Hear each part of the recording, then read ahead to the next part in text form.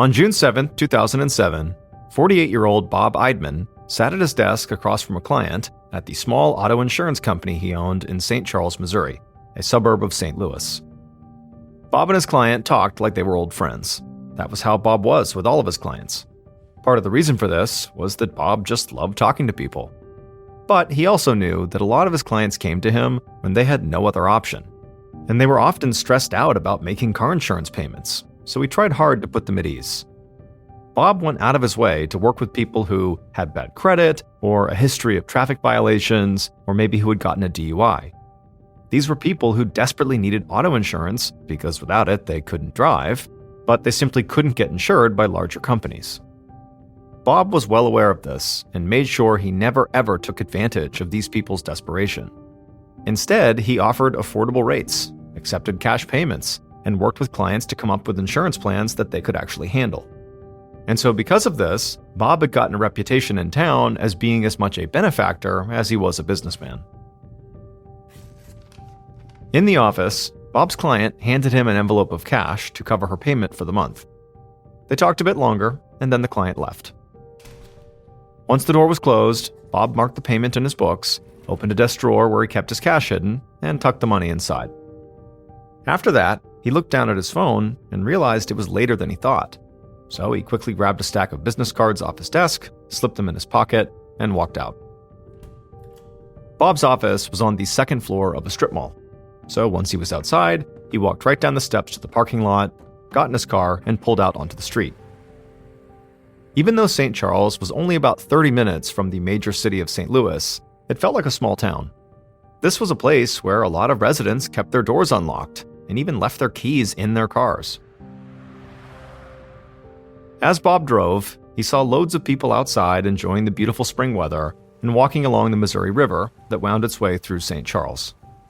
Bob was a member of the St. Charles Chamber of Commerce, so he loved seeing people taking advantage of the natural beauty the town had to offer. And as an active member of the community, he really believed this was the kind of place where someone could help others and still succeed in business. A few minutes later, Bob pulled into the parking lot of a car dealership in town, and when he did, he got a huge smile on his face, because he saw his wife Diane standing outside the showroom waiting for him.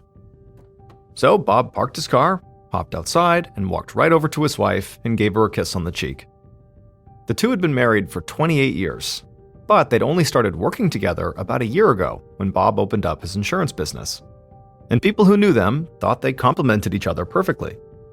Bob was this big guy with messy gray hair who loved to talk, while Diane looked and acted like a total professional. And even though they went about things differently, they shared a drive and an appreciation for hard work. In fact, Diane had a full-time job at a hospital, but she still managed to carve out a few hours almost every day to help her husband in his office or to do some marketing for the insurance company, which is actually why they were there at the car dealership. Bob handed Diane half of the business cards he'd brought, and then the two of them split up and began talking to everyone at the dealership who might be looking for a new car. This was one of the ways they marketed Bob's company and found new clients. The two of them spent the rest of the day handing out cards and talking to people. By the time they were finished, they were worn out, but they felt like they'd put in a good, honest day of work. That night, back at home, Bob stayed up and brainstormed more possible marketing ideas, while Diane went to bed early. She had to be up and out of the house by 5 a.m. the next day to make her shift at the hospital. Bob knew how hard it had been for Diane, working basically non-stop across multiple jobs, but he told himself this would all be worth it. The risk he had taken by opening up his own business would eventually pay off, he knew it. Then he'd be able to give Diane a happier, easier life. At 10 a.m. the following day, June 8th, Bob walked into his office, went to his desk, and got right to work, going over his financial statements and planning client meetings. And he'd been working for about an hour when he heard the office door open. So he stopped what he was doing, and he looked up from his desk.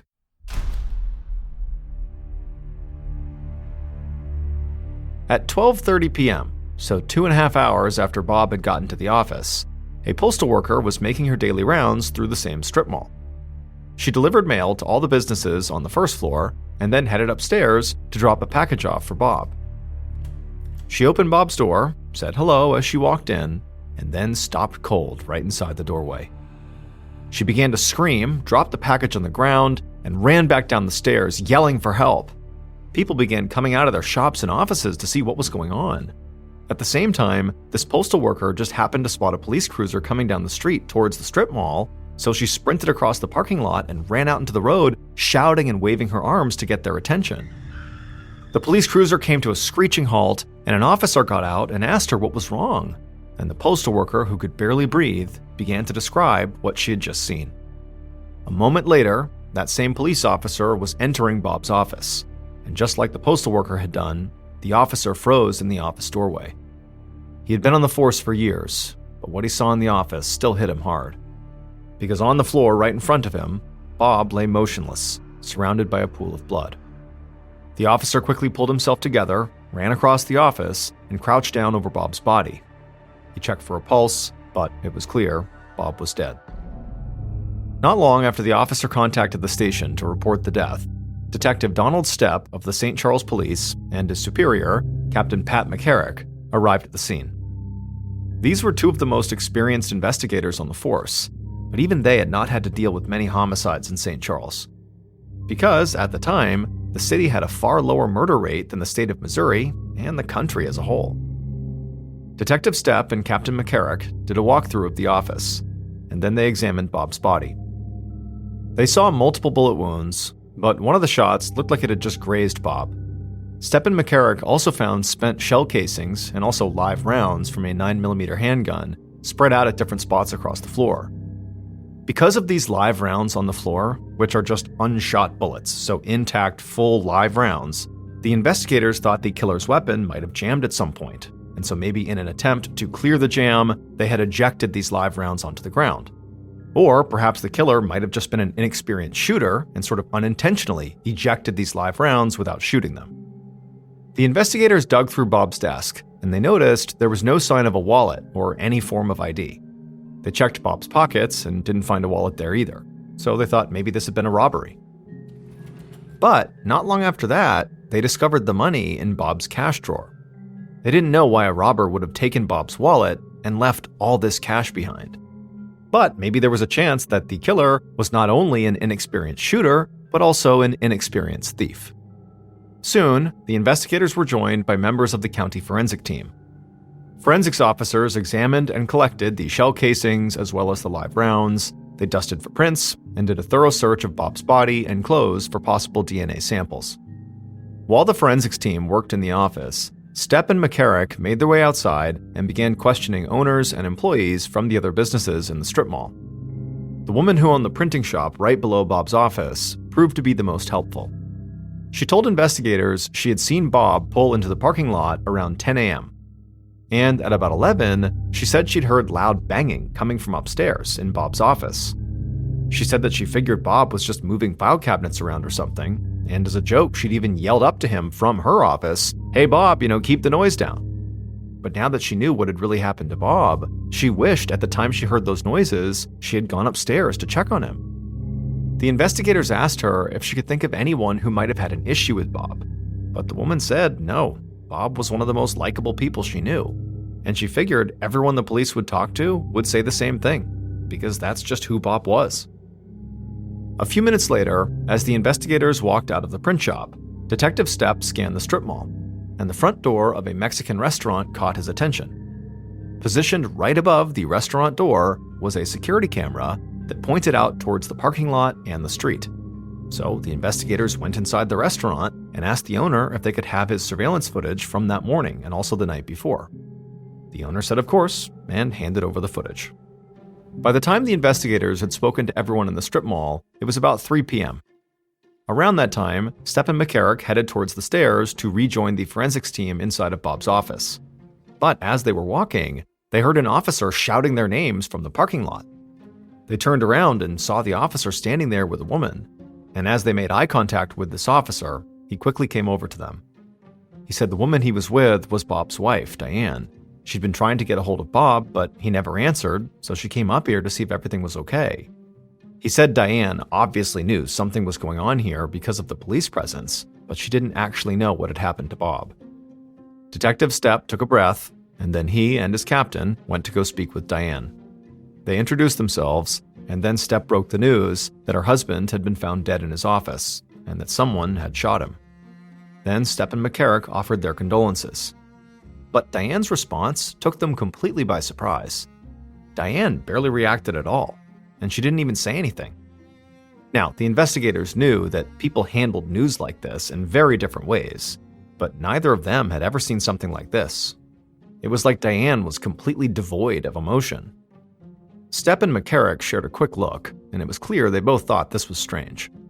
But they were experienced enough not to jump to conclusions based on a single reaction or non-reaction from somebody who just heard such terrible news. Stepp broke the silence and told Diane they'd like to ask her some questions so they could try to figure out, where to start this investigation. Diane finally spoke and said she would help if she could. Stepp called over to the officer who had brought them Diane and asked him to go get them a chair. The officer ducked into one of the offices and quickly came back out again with a metal folding chair and placed it down next to Diane. Diane took a seat right there in the parking lot, and then Stepp and McCarrick began questioning her. As the victim's spouse, Diane was automatically a person of interest. So the investigators started with basic questions about her and Bob's marriage. How was their marriage going lately? Did they fight? Did they have financial problems? But Diane said she and Bob had a great relationship. They fought like any married couple would, but it was nothing serious. She said financially they were fine. And with Bob's growing business, they actually hoped to be in even better shape financially soon. Without missing a beat, Captain McCarrick asked if Bob had a life insurance policy, and if so, was Diane the beneficiary? This was a pretty standard question in this situation when dealing with a victim's spouse or children, because somebody killing a family member to collect the life insurance policy was definitely not unheard of. Diane said yes, Bob had life insurance, and she was the beneficiary, but it was a small policy. The payout was maybe $5,000. Now, immediately, neither of the investigators thought that was enough money for somebody to want to kill over, but they didn't want to rule anything out yet. At some point, Detective Stepp asked Diane if she knew of anyone who might want to hurt Bob, and he sort of expected her answer to be similar to the one the print shop owner had given. But Diane's answer was very different. She said she did know somebody. There was a man who might have it out for Bob. She said his name was Kevin Green, and he was a rival auto insurance salesman in town. Bob had recently accused Kevin of stealing one of his clients and had actually gone to Kevin's office to confront him about it. After jotting down Kevin's name, Stepp asked Diane one more question. Did Bob usually carry cash on him? Diane nodded. She said he always had a good amount of cash in his wallet, and he always carried his wallet in his back pocket, even when he was sitting at his desk. After speaking to Diane, Stepp and McCarrick returned to Bob's office, where forensics officers were still working. Bob's missing wallet meant that his murder could be the result of a robbery gone bad, like they'd thought. And so they shared the information about Bob always carrying his wallet in his back pocket with the forensics team. After hearing this, one of the forensics officers walked over to Bob's body, crouched down, and studied the back pocket of his pants. She said she would cut away the pocket from the pants and keep it as a potential source for a DNA sample. Upon hearing this, Stepp and McCarrick looked confused. DNA samples could only be taken from bodily fluids, and unless they were missing something, it did not look like the pocket had any fluids on it. The forensics officer saw their looks and told them that this was sort of a long shot, but DNA testing technology was making huge advances very quickly. So maybe, down the line, they might be able to pull something useful from that back pocket, despite there not being any obvious fluids on it. Now, Stepp and McCarrick would love it if that wound up being the case, but there was obviously no way they could count on that. So, in the meantime, they decided to start with the one person Bob might have had a beef with, Kevin Green, the rival insurance salesman. Several hours after Bob's body had been discovered, Detective Stepp and Captain McCarrick walked into another small auto insurance office in St. Charles. And there, they found Kevin Green working at his desk. Kevin smiled warmly and then asked how he could help, almost like he might try to sell them something. But when they told him that Bob Eidman had been murdered, Kevin's smile quickly disappeared and he looked genuinely shocked. The investigators laid out their reason for being there. They knew that Kevin and Bob were rivals and that Bob had recently confronted him about stealing clients. But Kevin just shook his head and said it was not like that at all. He and Bob did not have a confrontation. They just spoke, and there was no rivalry, at least not how the detectives were making it sound. He said that he and Bob were competitors, but they were cordial with each other and actually seemed to get along just fine. Stepp asked Kevin if he could give them a timeline of how he'd spent his day. Kevin nodded and said he'd just gone shopping that morning at a sporting goods store, and then after that, he'd come into work. After taking down some notes, Stepp nodded and said they would be in touch if they needed anything else. Then the two investigators left. In the days immediately following the murder, Detective Stepp and Captain McCarrick got members of their team to begin to follow up on Kevin's alibi. As for the two of them, they began to focus on the theory that Bob's murder could be the result of a robbery gone bad.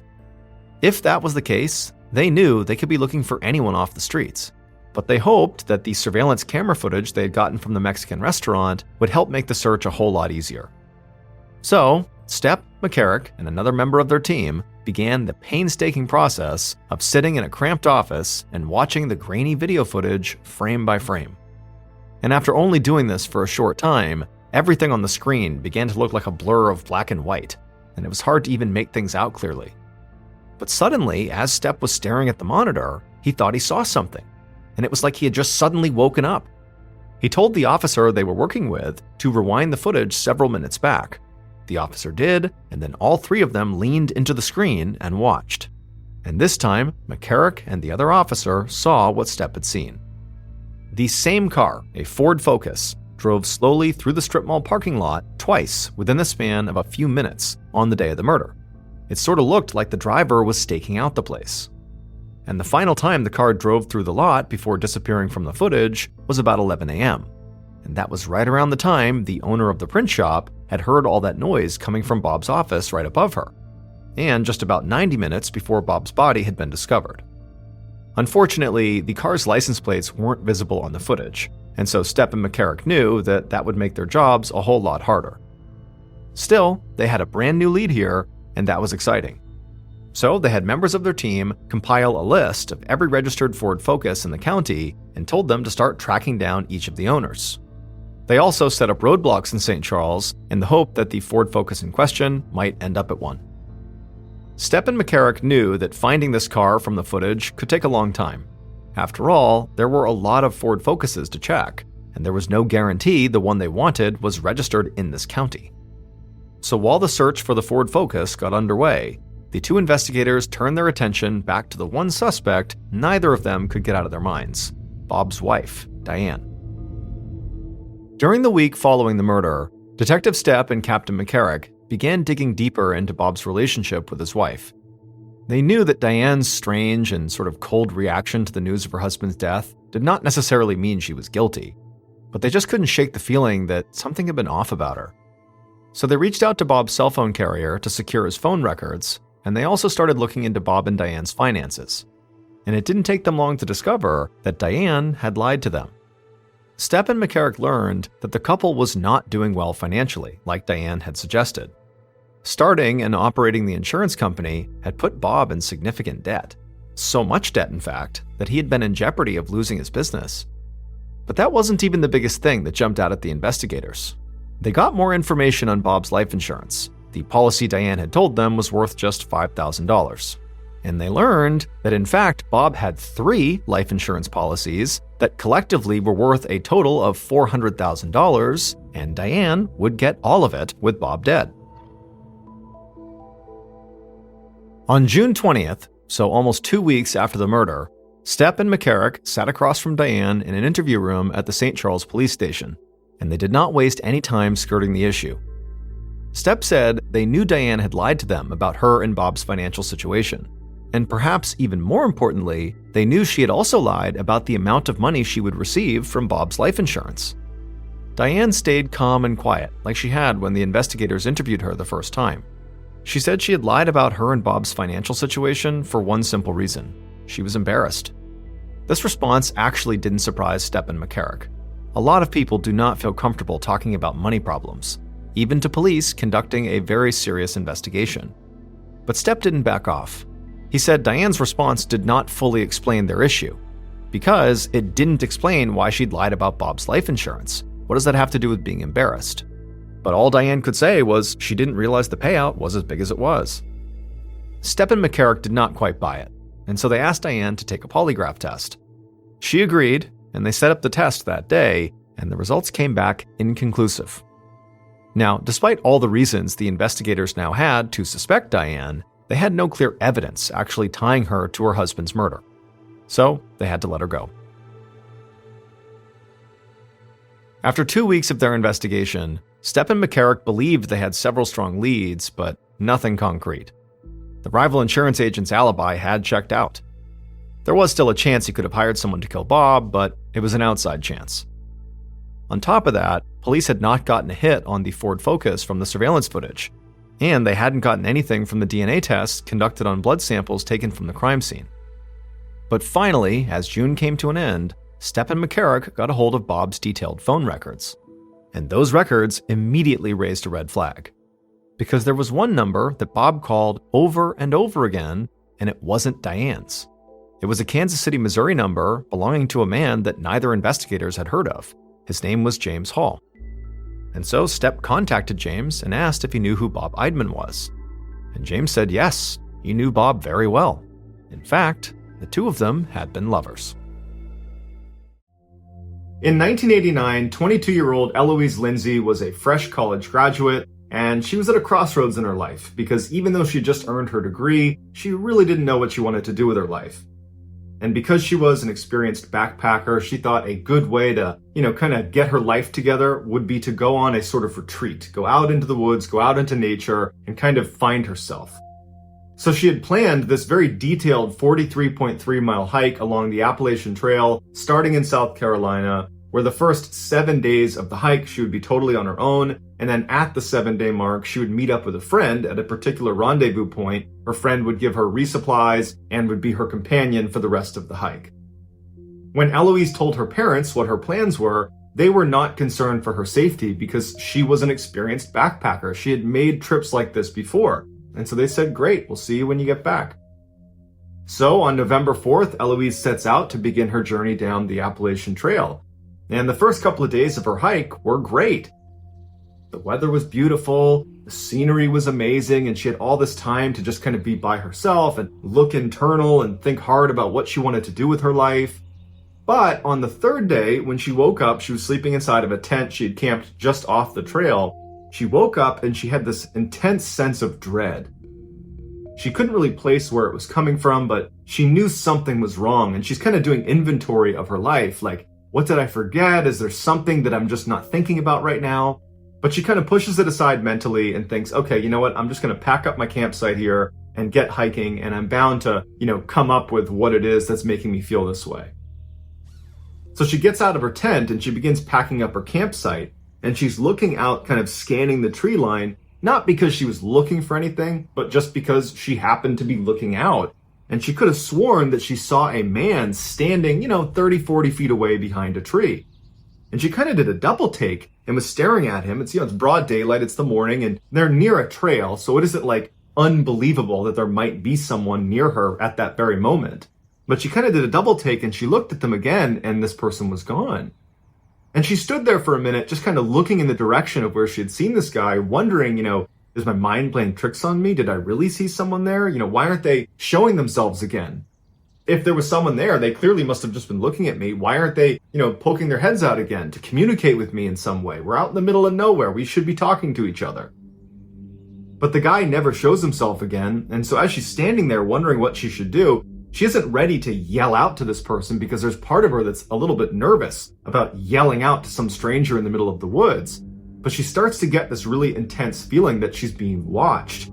And it feels an awful lot like the sense of dread she had while she was in the tent. And she's starting to wonder, are my instincts or is my sixth sense picking up that I'm being watched? Like there's some predator out there looking at me right now? And even though she has no way of knowing if that's actually true, she's alone in the middle of the woods, and even though she's experienced, she can't help but feel really vulnerable. And because this guy is just not showing himself again, she feels a little bit threatened.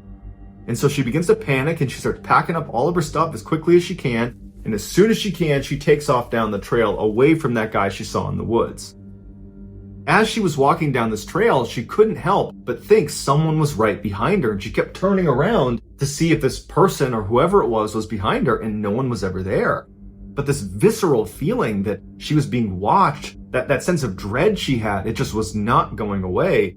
And so she started walking faster and faster. Before long, she was running, and she's realizing that she's in a section of the Appalachian Trail that's very remote. She's not near civilization. She's not near her next rendezvous point. And so she's thinking to herself, I need to get off this trail. I need to get to a road. I need to get away from here as soon as I possibly can. And so her options were to continue on this trail for several miles, and it would probably take her until well into the night before she was going to reach civilization, or she could take a shortcut, because she believed there was a road that was running parallel to her trail, but it was way down the mountain.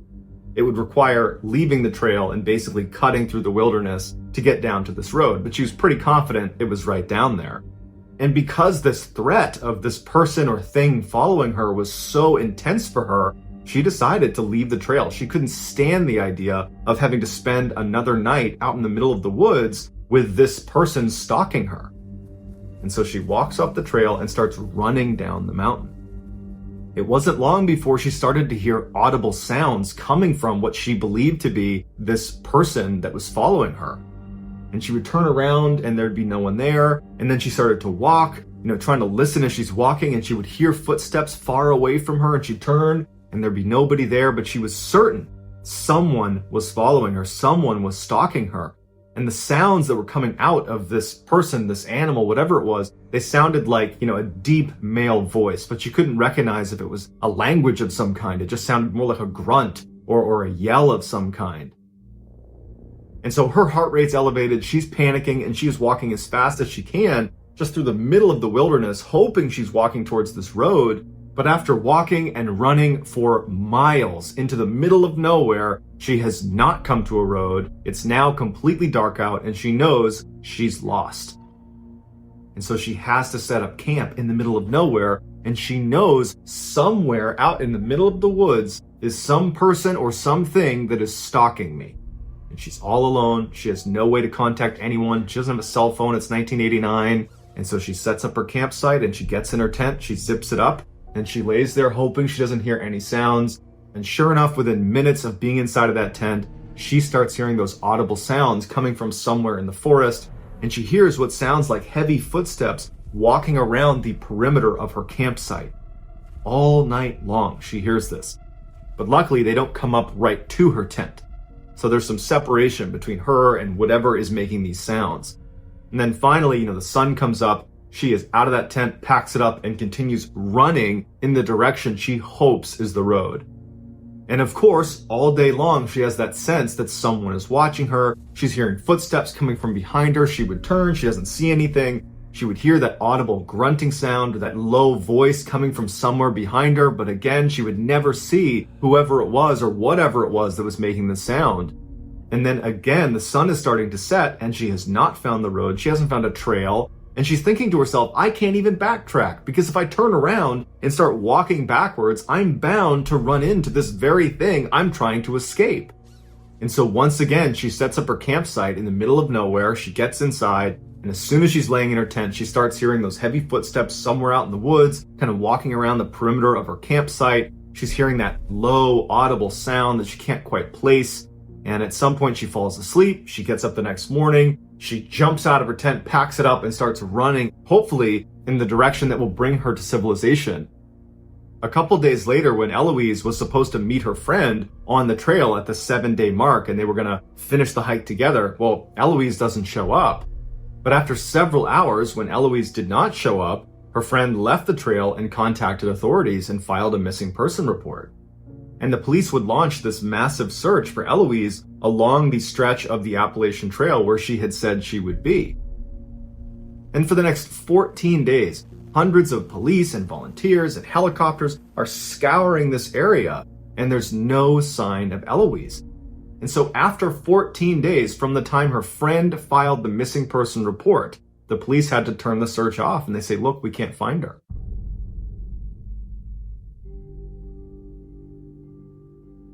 Two days after the search was terminated, so 23 days after Eloise had initially set off for her trek through the Appalachian Trail, A hunter that was out in the middle of nowhere near the Appalachian Trail discovers Eloise perched up against a tree. She's totally emaciated, she's dehydrated, she's delirious, but she's alive. At first, she was terrified of the hunter because she believed the hunter was this person that had been following her. But when she realized he was there to help, she went with him, she was brought back and brought to a hospital, and she was checked out, and besides being dehydrated and, emaciated, she was okay. And she would detail in multiple interviews and in her official statement that she had been chased for the past almost 3 weeks in the middle of the woods, and she doesn't know who it was or why they were chasing her. And then interestingly, she said right before she was found, so a couple of days before this hunter finds her, this person, this thing, whatever it was that was following her, got so close to her a couple different times that she was so scared she ditched her backpack that contained all of her life-saving equipment, like her sleeping bag and her tent, and it had some food and water in there. She ditched that so she could be lighter, so she could run faster away from this thing that is chasing her in the woods. So you gotta figure, you gotta be at such a high level of fear that you're prepared to ditch the one thing you really require to survive out in the wilderness, which was her pack full of supplies. And then, after she's ditched her pack and she's run for some distance, she's got no supplies, no food, no water, she stumbles across this tree in the middle of nowhere that wedged inside the trunk is a cache of donuts and pound cake. And so she takes the donuts and pound cake, and between that and the stream water she had found, that's what kept her alive for the last few days before she was found. Eloise says she has no idea what to make of her experience, and law enforcement were baffled by it as well. Some people think Eloise had a mental break, and she effectively made this whole situation up. That she really was lost in the woods, but no one was chasing her, and she was just kind of paranoid and running around the wilderness for a couple of weeks. Other people, including park rangers that work that stretch of the Appalachian Trail, believe it's possible she could have been stalked by wild men, which are basically people that live out in the mountains that are effectively feral, that live off the land, and they've been known, according to local legend, they've been known to attack park rangers, and people that live out in that area have claimed to have seen these wild men, and they kind of match the description of what she was describing. But as of right now, there's no official explanation for what happened to her, other than she got lost and was found again. In early July 2007, so almost a month after Bob's murder, Stepp and McCarrick made the 3.5-hour drive from St. Charles to Kansas City. Once they were there, they teamed up with some local police and then paid a visit to James at his house. James had known about Bob's murder soon after it happened, so he wasn't surprised the police wanted to talk to him. And James did not try to hide anything. He said that he and Bob had met online and had been having an affair for about 8 months. James even showed the police a bunch of love letters and gifts that Bob had given him. Initially, Stepp and McCarrick didn't find anything strange about this. But the more James talked, and the more personal items that he showed them, it started to look like he never threw away anything connected to Bob. And the investigators thought this went past the point of romance and into a possible obsession. Finally, McCarrick asked James if anything in their relationship had changed before Bob was killed. And James said yes. There had been a huge change, because Bob's wife, Diane, had recently discovered an email exchange between him and Bob, and so she'd learned about the affair. After that, Bob told James he would have to cool things off for a bit with them and focus instead on his marriage to Diane.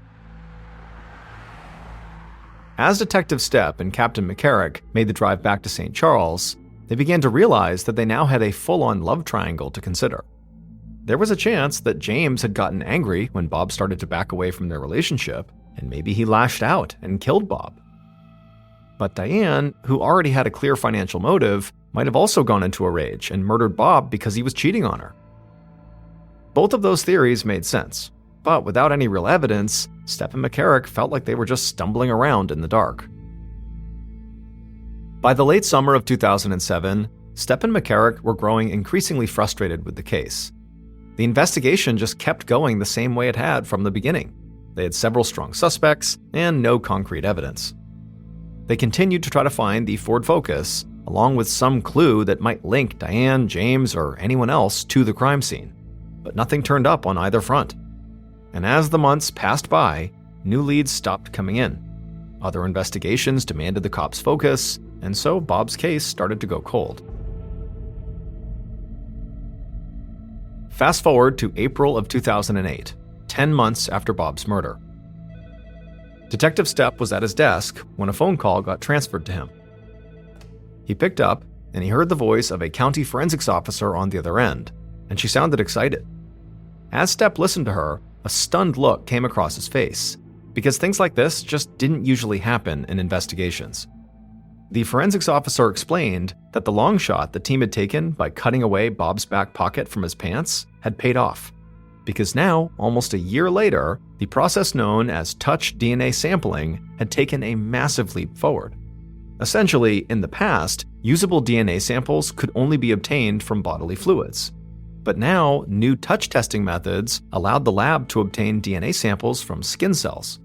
And so the lab had tested Bob's back pocket, and they found that whoever had taken Bob's wallet out of that pocket had left their skin cells behind. So they now had a sample of that person's DNA. Detective Stepp hung up the phone, still in shock.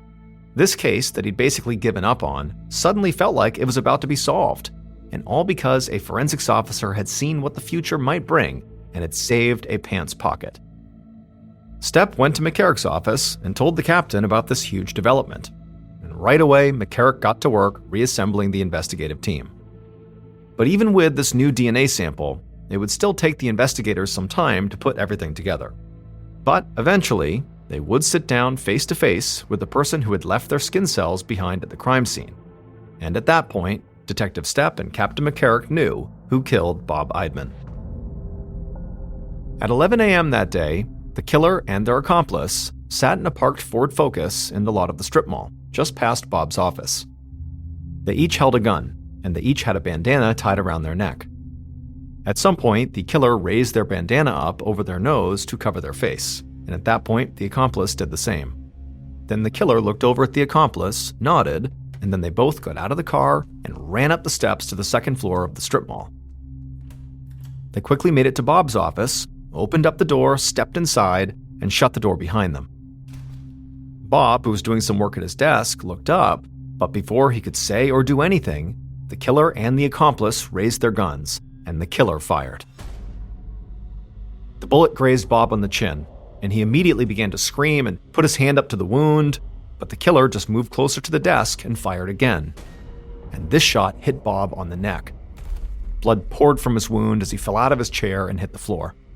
The killer immediately ran around the desk and aimed right at Bob's face and fired the gun again, this time shooting Bob through the eye. Bob would die laying right there on the floor of his office. Once Bob was dead, the killer crouched down and took Bob's wallet out of his back pocket.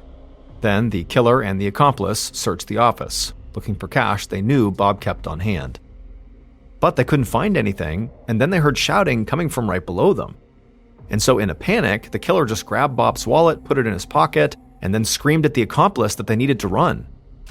So the two of them fled the office, slamming the door behind them. They went down the steps, got back in the Ford Focus, and the killer hit the gas and they sped off down the street. And when they'd gotten miles away from the strip mall, the killer took Bob's wallet out of their pocket and looked inside of it. The killer took out the cash they saw and handed half of it to their accomplice.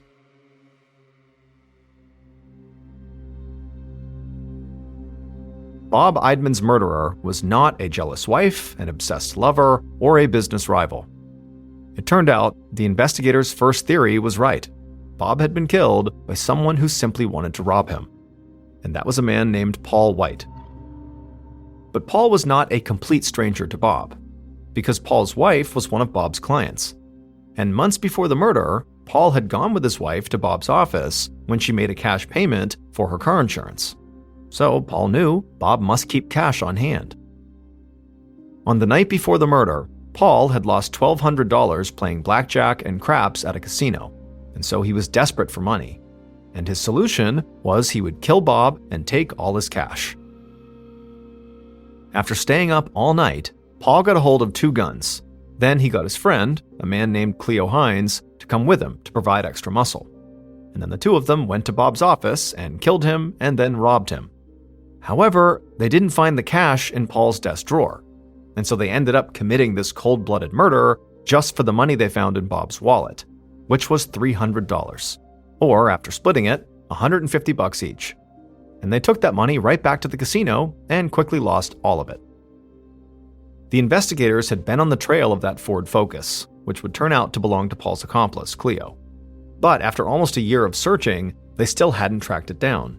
But when the crime lab conducted their DNA touch testing on the skin cells they pulled from Bob's pocket, those samples eventually led them to Paul, who happened to be in prison at the time for committing forgery.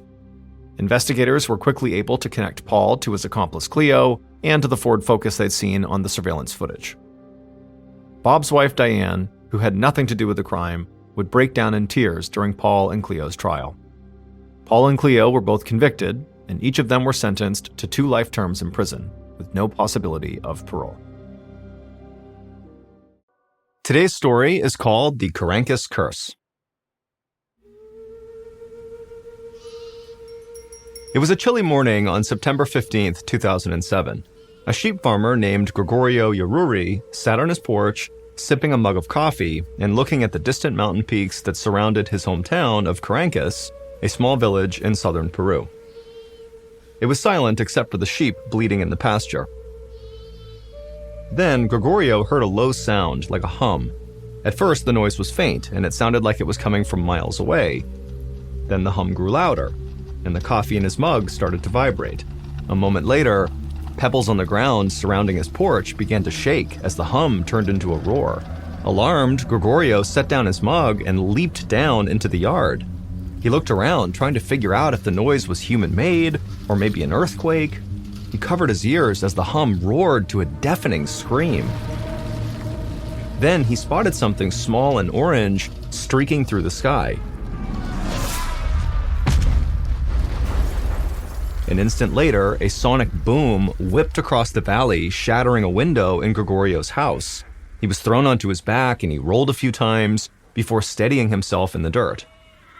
Noises began to erupt all across the plain. Gregorio could hear dogs howling and shouts coming from some of the neighboring farms. Gregorio was bracing himself for something else to happen, but the sky above him was bright blue again. So he stood up, feeling totally shell-shocked, as he brushed the dust from his pants. He scanned the horizon for some clue as to what had caused this explosion. In the distance, he could see a plume of thick black smoke rising 100 feet into the air. At first, Gregorio was filled with dread. Then, a sense of determination swelled up inside of him. He needed to know what had just fallen from the sky. He ran for the bicycle he kept leaning up against the side of his house. He brushed the glass shards from his broken window off the seat, and then he hopped on and he set his feet on the pedals and took off towards the tower of smoke.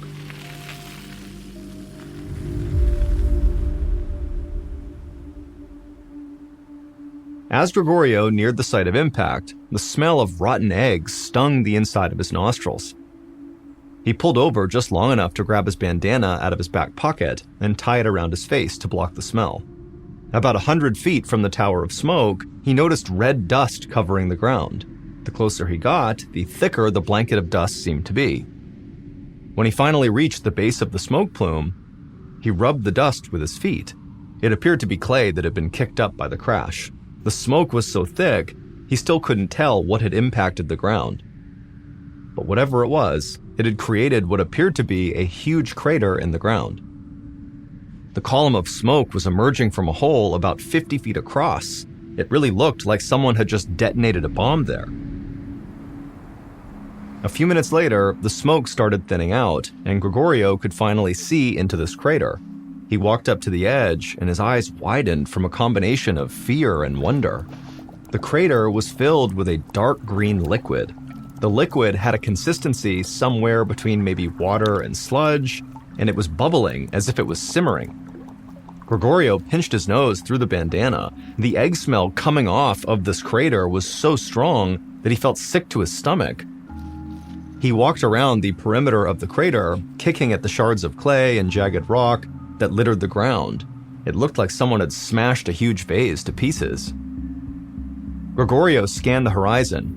It seemed like he was the only person who'd come to investigate this plume of smoke. He figured the neighboring farmers must be worried that whatever crashed into the ground was a bad omen. A lot of his neighbors still believed in ancient spirits. But after a while, it struck Gregorio as kind of odd that not even an emergency vehicle had come out to survey the scene. Something had just shot out of the sky and smashed into the earth. It felt like that was the kind of thing police would want to know about. But Gregorio knew help would not be coming from his village. Only about 250 people lived in Caracas, so it didn't have its own police force. The authorities were located in the nearby town of Desaguadero, which was about 7 miles up the road. Gregorio wasn't sure if the folks in Desaguadero would be able to see the smoke plume from there. If they couldn't, he worried that the authorities might not even know this happened. Gregorio jumped back on his bicycle and pedaled to the house of a neighbor who owned a motorcycle that Gregorio knew he'd be able to borrow. It was going to be up to him to raise the alarm, and he had to get out there fast.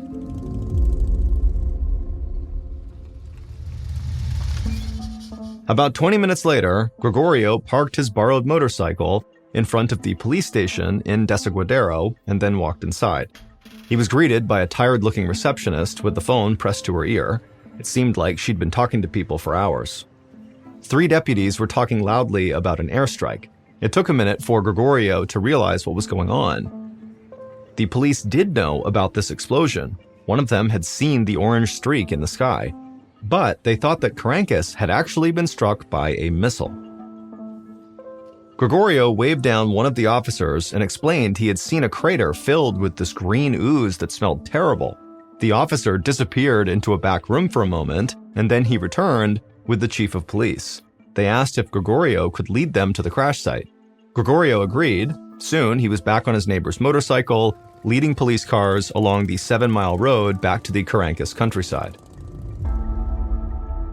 As the crash site came into view, Gregorio could see people moving around the rim of the crater. As he drew even closer, he realized that dozens of villagers from Caracas had come to see what had caused the smoke. He guessed that when the black plume of smoke had dissipated, the neighbors figured it was now safe to come take a look. Gregorio pulled over his motorcycle about 20 yards from the crater and dismounted. The police cars fanned out around him. As policemen approached the perimeter of the crater, Gregorio noticed his neighbors picking up rock fragments as souvenirs and pointing at the green liquid at the bottom of the massive hole. Gregorio overheard a nearby couple speculate that maybe this was the result of a missile strike from Peru's neighbor and rival, Chile. One teenage boy was talking excitedly, telling his friends they were probably just attacked by a UFO. An old woman, who Gregorio assumed was the boy's grandmother, told him to be quiet. This was clearly a sign of bad things to come, a curse sent by the spirits. She sounded terrified. Gregorio did not find any of these theories very convincing. However, he wasn't ready to offer any of his own. But the strange explosion had him just as curious as his neighbors. He picked up a shard of deep red rock near his feet and slipped it into his coat pocket, just as another car pulled onto the scene. Gregorio recognized the mayor of Caracas, Maximiliano Trujillo. Mayor Trujillo stepped out of the back seat, squinting in the sunlight. The mayor walked toward the crater, looking stunned. He stopped right next to Gregorio and asked what happened. Gregorio just shrugged, still in disbelief. Straight ahead of them, a pile of black rocks were smoking at the edge of the crater. The mayor's eyes widened when he saw them, and he began walking toward the crater to get a better look.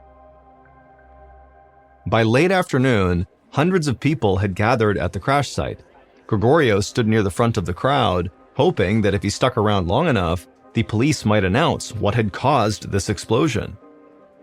As the sun started to set, the smell of rotten eggs returned. It was faint, but pungent. Gregorio's eyes began to water.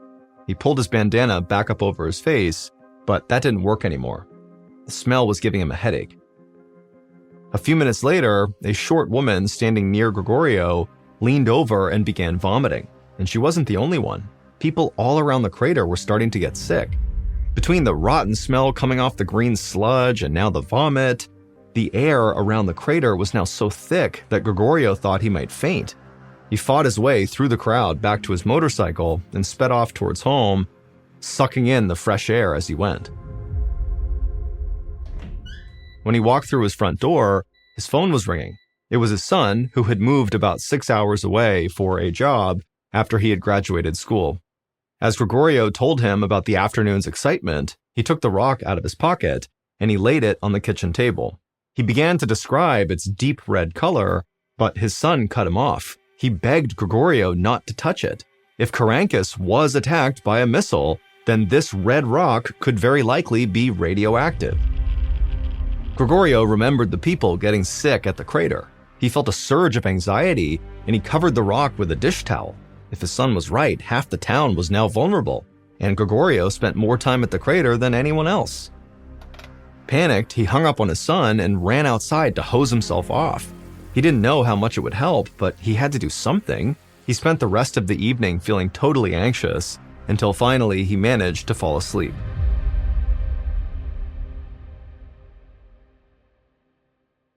The next morning, Gregorio woke up with the sun as usual. He still felt a bit queasy, but no worse than the night before. He breathed a big sigh of relief, because he figured that radiation poisoning would have made him feel a lot sicker by now, and so probably he was in the clear. As the sunrise turned the sky a vivid pink, Gregorio walked out of his house towards the sheep pen. He grabbed tufts of hay and dried grass and scattered them on the ground, and the sheep came running over to graze. Gregorio watched until one of the sheep picked its head up and ambled away. Then he noticed something unusual. There were dark splotches on the hay right where the sheep's head had been. It took Gregorio a moment to realize what he was looking at. He walked over and grabbed the sheep that had ambled off, and he lifted its head up, and blood was trickling out of its nose.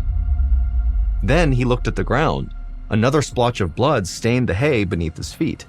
As he walked the length of the pen, he found drops of blood spattered all over the ground. Gregorio rushed inside and called his vet, expecting to leave a voicemail since it was still early, but to his surprise, the vet actually picked up. He sounded wide awake, like he'd already been up for hours.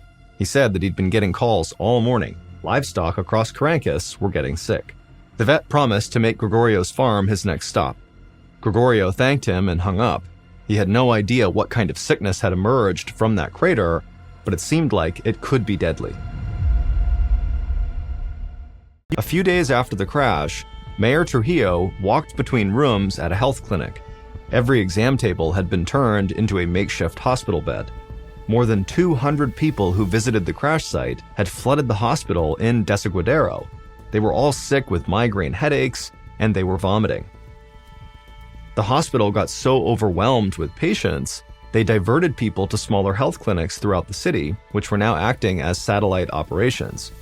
Mayor Trujillo had called the Red Cross to help administer care in these satellite clinics, but now even the clinics were completely full. The smell inside the packed clinic was terrible. People were retching and crying. To the mayor, it felt like he was walking through a war zone. Thankfully, he'd received confirmation that morning from the authorities in Lima, the capital of Peru, that Carancas had not been attacked by a missile. In fact, scientists said that the crater had been caused by a meteorite. Mayor Trujillo was relieved that they were not under attack, but a mystery remained. Nobody knew why people were now getting sick. Meteorites had never been known to have that kind of effect. Specialists were flying out from Lima to investigate further. Mayor Trujillo moved through the crowd of patients in the waiting room, trying his best to reassure them. He stopped by a Red Cross doctor who was tending to a small elderly woman on a folding chair. The mayor greeted the old woman and then thanked the doctor for traveling all this way to Desaguadero. The doctor stood upright, looking tired but hopeful. He explained that all the patients' blood work was coming back normal. He didn't know why they were sick, but judging from their symptoms, he said everyone should make a full recovery in a few days. Trujillo smiled with relief, but the old woman hissed and called the doctor a liar. Many of the patients around her nodded in agreement, eyeing the doctor like he was in on some big conspiracy.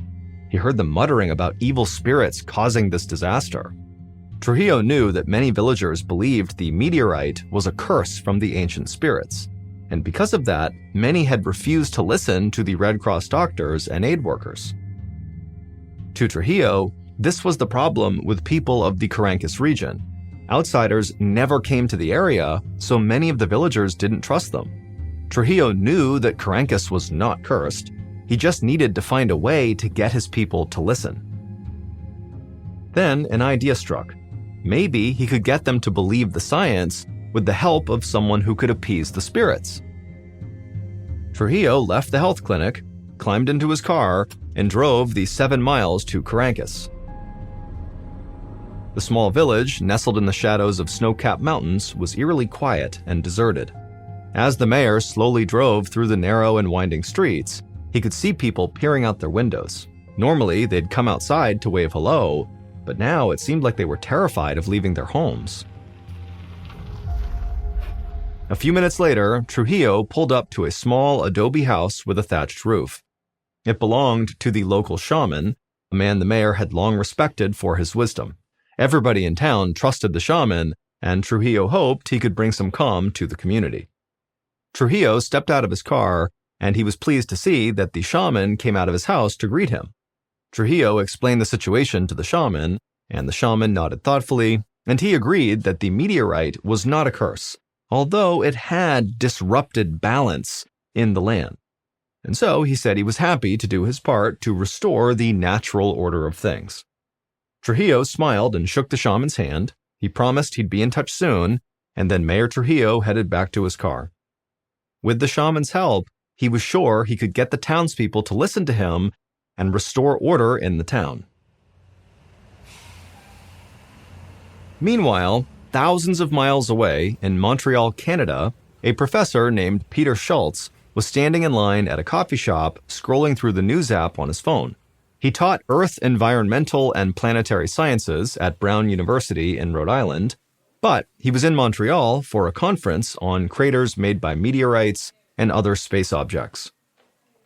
He was fascinated by the articles about the meteorite strike in southern Peru, and not just because he found meteorites in general interesting. This one stuck out because it made no sense. The reports said that Caracas was struck by a chondrite meteorite, the most common type of meteorite, but also the most fragile. A chondrite meteorite is a type of rock that comes from asteroids. They're made up of small grains of minerals that have not been melted or changed much since they formed billions of years ago. Chondrites are so porous that they crack and burn up in Earth's atmosphere before they can hit the ground. To Peter, it seemed impossible that one of these chondrite meteorites could hit the Earth with enough force to create this massive crater. Stranger still, he had read that more than 200 people who visited the crash site had ended up in the hospital. Meteorites should not be making people sick. Peter thought there had to be more to the story than met the eye. Peter turned his phone to silent and spent the rest of the afternoon in back-to-back lectures at his conference. He finally left around dusk. As he walked to dinner, he noticed his voicemail was full of inquiries from different reporters and news outlets, hoping for a comment from him on how a meteorite could cause such a widespread sickness. But Peter had to tell these reporters the truth. He did not have answers, but he wanted to get them, and the only way to do it was to head to Peru and see the crater for himself. A few days later, Mayor Trujillo stood in the very crowded community center in Desaguadero. He had needed a huge space to hold this town hall meeting, and Caracas didn't really have a building that could accommodate this size crowd. Even this community center was packed with almost every single person from Caracas in attendance. The mayor shivered, but not because he was cold. He knew that the government scientists had discovered something that would have a profound impact on everyone in this area, and not just for those who had gotten sick at the crater. As Trujillo stood there waiting, he spotted Gregorio Yaruri sitting in the back. He was grateful to him for his role in alerting the authorities, and was happy to see that Gregorio looked healthy. In fact, most of the locals who'd gotten sick were starting to feel better. But Trujillo knew if they didn't listen to the scientists, then things could get worse again. Trujillo had invited 2 guests to this meeting. One was the local shaman, and the other was a geologist named Luisa Macedo. She was one of the scientists flown in by the government. The mayor made his way to the front of the crowd and called for silence. He had to choose his words carefully to avoid panicking those who believed that Caracas was actually cursed. He cleared his throat and announced that, yes, something had fallen from the sky, but it had been a meteorite from outer space. Before anyone could argue with him, he called the shaman over to join him and asked if he could prepare a sacrifice. It needed to be something that would appease the spirits in case they were the ones who sent the meteorite crashing to Earth. The shaman nodded. He told the crowd that they had rightfully sensed that the meteorite had unbalanced the land, but he reassured them that the correct sacrifice would help appease any unhappy spirits. He promised he would sacrifice a llama fetus at the crater as soon as possible, which should be enough to restore harmony to the area. Several of the older women present smiled, but Mayor Trujillo was still tense. Now came the hard part, getting them to accept the scientists' findings without panicking. He introduced Luisa, the government geologist. The hall erupted in whispers. Trujillo told the villagers to calm down, that Luisa was from southern Peru just like they were. That's why he'd asked her to speak. Everyone seemed to accept this, since a regional scientist seemed a little more trustworthy. The crowd settled down a bit, and then Luisa smiled and she held up a large cardboard chart she'd made showing data on the local water table. Trujillo held his breath, worried she was making things more complicated. Instead, the crowd pushed in to get a better look at what she had. Luisa explained that she and her team weren't totally sure what was making so many people and livestock sick, but they had a strong theory. The day that she and her team had arrived in town, they'd gone to the crash site and collected samples from different parts of the area. They also tested the groundwater at the bottom of the crater. Mayor Trujillo saw Luisa hesitate for a moment and then continue. She said that her team found that the water contained dangerous levels of arsenic, a deadly poison. The crowd erupted in murmurs of alarm. As Trujillo looked around the room, he wasn't surprised by everyone's reaction. When he first heard Luisa's theory, he'd been stunned too. But he needed the crowd to listen. Their lives depended on what Luisa had to say. Trujillo raised his hands and called for order, and after a few seconds, the townspeople did quiet down, and he told them to continue to listen to Luisa. Luisa nodded, and then explained that when the meteorite hit Caracas, the shockwave caused the groundwater to heat up and vaporize. This caused the air to fill with a fine mist of arsenic vapor. Everyone who had gone to see the crater got sick because they had inhaled that vapor. After hearing what she had to say, the crowd became agitated again and started shouting questions. Mayor Trujillo saw Gregorio in the back, trying to be heard, and so Trujillo demanded everyone be quiet, and he pointed at Gregorio and asked him to speak. Gregorio, the sheep farmer, stood up and politely asked Luisa if that meant their drinking water was contaminated too. Luisa stayed silent for a moment. Trujillo could tell she was carefully thinking about what to say next. Finally, she nodded and said that although they did need to do more testing, it was very likely. In fact, most likely, their water supply had been contaminated for years, making the people less healthy and more vulnerable to deadly diseases like cancer, heart disease, and diabetes. And so until they knew for sure, Luisa advised the crowd to just drink bottled water. Gregorio was alarmed by what he heard, but he thanked her and sat down. Everyone else seemed totally stunned into silence by Luisa's explanation. First the meteor hit, making people sick. Now they learned their water was contaminated all along. Trujillo knew it was frightening, but at least they knew what they were dealing with. After answering more questions, Luisa wrapped up her remarks and walked off the stage. But as she headed toward him, Mayor Trujillo noticed that the scientist looked anxious. He pulled her aside and asked if everything was okay. Luisa shook her head and told him that something still didn't make sense. She was confident that the sickness had been caused by arsenic gas from the meteorite impact, but she had not actually proven that. No scientists had detected arsenic in the air around the crater. That was a theory. In fact, she didn't understand how the meteorite could have gotten hot enough to create this toxic arsenic vapor. Luisa explained that meteorites are usually freezing when they impact Earth, even though they may look like they're on fire. That's because space is extremely cold, with an average temperature of negative 454 degrees Fahrenheit. The friction caused by entering Earth's atmosphere would have heated it up a little bit, but not enough to boil water and turn it into a mist. Mayor Trujillo frowned. He now realized that even Luisa wasn't sure that her arsenic theory was right. And if she was wrong, then something else had made his people sick. Trujillo was troubled. But he had a more immediate challenge, making sure the local drinking water was safe. It was up to the scientists to figure out whether arsenic vapor or something else had caused the mass sickness. Until they figured it out, Trujillo knew he would not sleep well.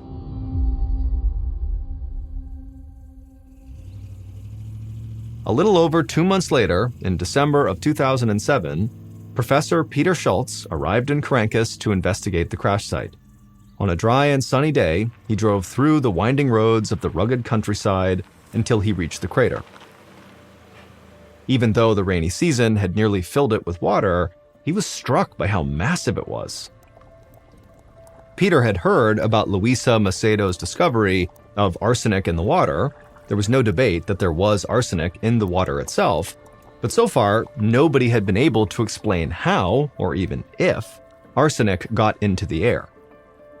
Until that was proven, there was still the possibility that some other chemical from the meteorite's impact had made everyone sick. If that was the case, the people of Caracas could still be in danger. Peter was determined to find the answer and make sure these people were safe. And over the next few weeks, he was able to slowly form a theory that connected all the dots. Usually, when chondrite meteorites shoot through the Earth's atmosphere, their fragile makeup causes them to shatter into hundreds of tiny pieces, which turn to ash long before they ever reach the Earth's surface. And that's what should have happened with this meteorite. Peter concluded that the Caracas meteorite survived its passage through the atmosphere because of its high speed and shallow entry angle. He believed that these factors, along with the heat from the Earth's atmosphere, caused the outer layers of the meteorite to melt and fuse back together. That made it dense enough to make it through the atmosphere, where it became superheated and unleashed the arsenic vapor once it hit the ground. All this meant that the people of Caracas were safe. It was the meteorite and not some other unidentified danger that heated up the arsenic-laced water and turned it into vapor. Thankfully, the damage caused by the meteorite's impact was not permanent. All the people who'd gotten sick, including Gregorio Yaruri, made a full recovery, and so did all the animals. Thanks to the research of Luisa Macedo and the other scientists, arsenic was detected in the drinking water, and nonprofit organizations have installed measures to make it safer. Even though the water is cleaner and the arsenic gas is long gone, the people of Caracas will always remember when, in a way, they were attacked by a UFO. This episode is called She Haunts Me. On a spring morning in 1889, a 29-year-old doctor named Harold Metcalf was sitting in his parlor in the tiny town of Exeter, Rhode Island, when he heard his telegraph machine start clicking. He got up, walked over to the large metal machine, and watched it slowly print text onto a long, thin piece of paper. When it finished printing, Dr. Metcalf tore off the paper and read the telegram. It was a message from one of his neighbors, a farmer named George Brown. George said in this telegram that his only son, 22-year-old Edwin, had fallen ill, and he desperately needed Dr. Metcalf's help. The doctor let out a long sigh. He knew the Browns well. They'd once been a happy family of 9, with George, his wife, their 6 daughters, and their son. But Dr. Metcalf was all too aware of the tragedy that had struck the family over the past few years. 7 years ago, George's wife had come down with a mysterious disease that some locals called the White Death. It caused horrible symptoms like chronic fevers, extreme weight loss, and uncontrollable coughing. People with the disease grew pale and weak, and they got so emaciated that they looked like skeletons. It was like the disease literally drained the life out of them. Now, there were a lot of supposed treatments for the White Death, things like riding on horseback every day or drinking brown sugar mixed with water. But Dr. Metcalf knew these remedies did not work. In fact, he knew there was just no proven way to cure the White Death. Now, Dr. Metcalf had tried to help George's wife 7 years earlier by prescribing healthy food and exercise, but she still just kept on getting sicker. And in fact, she would die a year later, and then almost immediately afterwards, one of George's daughters also began showing symptoms of the dreaded disease. And again, Dr. Metcalf tried to help, but there was nothing he could do, and she also died within just a few months. Even though Dr. Metcalf knew the White Death was basically incurable, he still felt guilty for not being able to help George and his loved ones. And now, after reading George's telegram, Dr. Metcalf feared that Edwin might be the latest member of the Brown family to contract the deadly disease. But there was only one way to find out. Dr. Metcalf quickly packed his medical bag, threw a saddle on his horse, and raced off towards the Browns' farm. 15 minutes later, Dr. Metcalf trotted his horse along a thin country road in Exeter. To his right, he saw a vast field overgrown with weeds, with a crumbling country house right in the center. It was once a prosperous farm, but was now abandoned. The sight made Dr. Metcalf sad. He'd lived in Exeter his whole life, and he'd watched the quaint farming community turn into sort of a ghost town. The Civil War and the White Death had decimated the community, leaving only a third of the population alive. In fact, these days, the town was more commonly known by its nickname, Deserted Exeter. After riding for a few more minutes, Dr. Metcalf reached a modest house on 40 acres of farmland. He knocked on the door, and right away, George Brown answered. He looked haggard, and he quickly led Dr. Metcalf to Edwin's bedroom. Inside the room, the doctor saw Edwin's wife and 5 remaining sisters crowded around a big 4-poster bed. Edwin was lying on the mattress in plain sight, but Dr. Metcalf barely could recognize him. The once husky farmhand had become bony and pale. His cheeks were sunken, his eyes were glassy, and when he tried to speak, he fell into a violent coughing fit. It was obvious to everyone, including the doctor, that Edwin had been gripped by the White Death. As Edwin tried to catch his breath, his father, George, approached the side of the bed and looked at the doctor and asked if there was anything he could do. Dr. Metcalf began rattling off his regular treatment plan, healthy food and exercise, but George stopped him. He said they'd already tried those things with his wife and his daughter and they hadn't worked. There had to be something different they could try. Dr. Metcalf hesitated, but then he said, yeah, there was another option. But he told them it was an experimental treatment, and so he couldn't guarantee it would work. George said he didn't care. At this point, he was willing to try anything to help Edwin. So Dr. Metcalf explained that some physicians believed that the White Death was caused, or at least was made worse, by living in humid climates, like Rhode Island. So it might help if Edwin moved out of Rhode Island and went somewhere with completely different weather. The doctor suggested Colorado Springs, Colorado, because it was a mountain town with very dry air and high elevations, and so it would be a drastic change from Rhode Island. But there was one really obvious problem. To get to Colorado, Edwin would have to travel 2,000 miles, and this would mean days and days of riding trains and horses, all while Edwin was severely ill, like it wasn't clear if he would live through the journey. Plus, his whole family couldn't just go with him, it would basically be Edwin and maybe his wife. And so after explaining this experimental protocol, Dr. Metcalf went quiet and just watched the Browns as they considered what he had just said. And it was obvious the entire family was very upset and didn't know what to make of this, but at the same time, they knew they had no other choice. And so as the sisters kind of held back tears and whispered amongst each other, and as George looked up at the doctor not sure what to say, finally Edwin, from the bed, croaked out the first words he'd said that day. He said that yes, he and his wife would go to Colorado.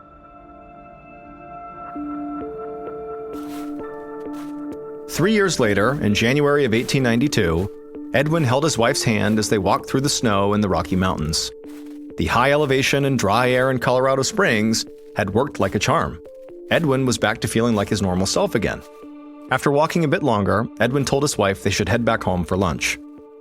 When they got to their house, Edwin's wife rushed inside out of the cold, but Edwin stayed for a second and checked the mailbox for any letters from his dad and sisters. And he found there was an envelope, so he opened it and he unfolded the note inside. It was a handwritten letter from his father, and as Edwin scanned the paper, his face fell. The note said that one of Edwin's little sisters, 19-year-old Mercy, had unfortunately passed away. Edwin knew that Mercy had been sick. She'd contracted the White Death almost a year earlier. He had tried to convince her to move out to Colorado with him and his wife because he knew that would cure this, but Mercy said she didn't think she could make the long journey, and she didn't want to leave behind her sisters, and so she had stayed. But now, Mercy was gone, and so Edwin knew he would need to head back to Rhode Island and be there to grieve with his family. A few weeks later, back in Rhode Island, Edwin and his father braced themselves against the harsh winter cold in Exeter, and together, they silently dug rocks out of the frozen ground. They were trying to prepare the field for planting in the spring. It was hard work, but the physical labor was actually a welcome distraction from their grief. Edwin pushed a sharp shovel into the ground, and as he wedged another rock out of the soil, he suddenly felt like a heavy weight was pressing down on his chest. He dropped his shovel and started coughing so hard that it stung his throat. He put a hand over his mouth to block the cough, and when he caught his breath and moved his hand away, he saw that his palm was now speckled with blood. When he looked up, Edwin saw his father staring at him with a horrified expression. They both knew what this meant. Now that he was back in Rhode Island, Edwin's case of the White Death had returned. In March, about a month later, George woke in the night to the sound of his only son coughing violently. George jumped out of bed and rushed to the kitchen to grab a cup of water, and then made his way into Edwin's room, which was dimly lit by an oil lamp. Edwin had become so sick after contracting the White Death that he couldn't go anywhere, and he had been bedridden for the last 2 weeks here in Rhode Island. It was like all the progress he'd made living in Colorado had now been undone, and he was now sicker than he'd been before. He looked frail and gray, and George could see spots on the white bedsheet from where Edwin had been coughing up blood. George held out the cup of water for his son, and Edwin grabbed the glass with shaky hands and drank it in between coughs.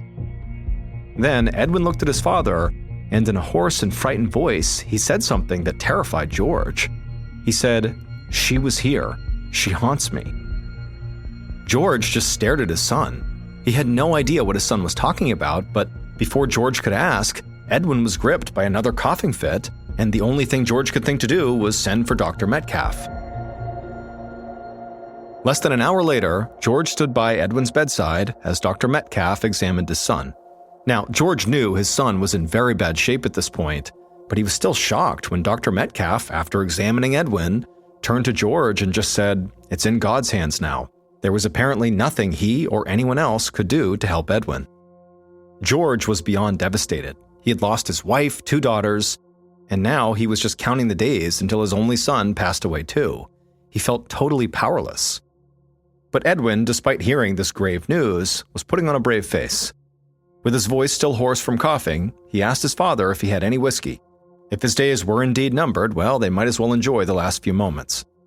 George nodded and headed to the kitchen, and as he was taking glasses out of the cabinet for the whiskey, he heard a knock at the door, which was odd because it was well past midnight and he never had visitors this late.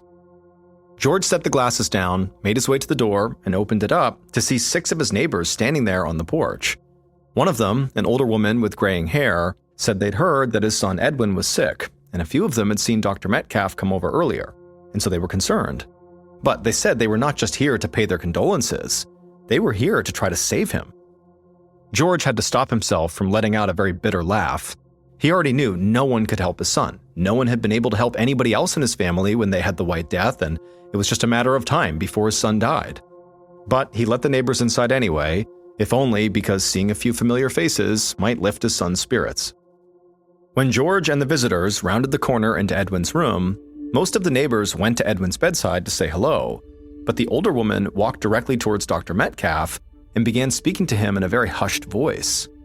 George was curious, so he walked closer to listen, and he heard this woman tell Dr. Metcalf that she actually knew how to cure Edwin. The doctor told her that was not possible. Nobody could cure this sickness. But the woman said Edwin was not sick. He was actually cursed by a vampire. George watched Dr. Metcalf's face go red with anger. He told the woman that she was being absolutely ridiculous. The doctor then looked over at George like he wanted somebody to back him up here, but George was desperate enough to consider anything at this point, and as crazy as a vampire's curse sounded, he didn't think it was that far-fetched, and so he wanted to hear more from this woman. After all, the White Death had made his loved ones look like the life was being sucked out of them, almost like a vampire was draining their blood. And just earlier that night, Edwin had said something to George that totally caught him off guard when he said, "She was here, she haunts me." And so George wondered if maybe his son was referencing this vampire. And so George turned from the doctor to his son and asked him about what he had said earlier about somebody being in the room with him, somebody haunting him.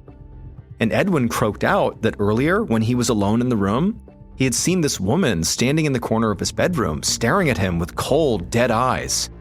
Now, he said he didn't know if this had been a dream or not, but it had felt so real that now he was scared to death from the experience.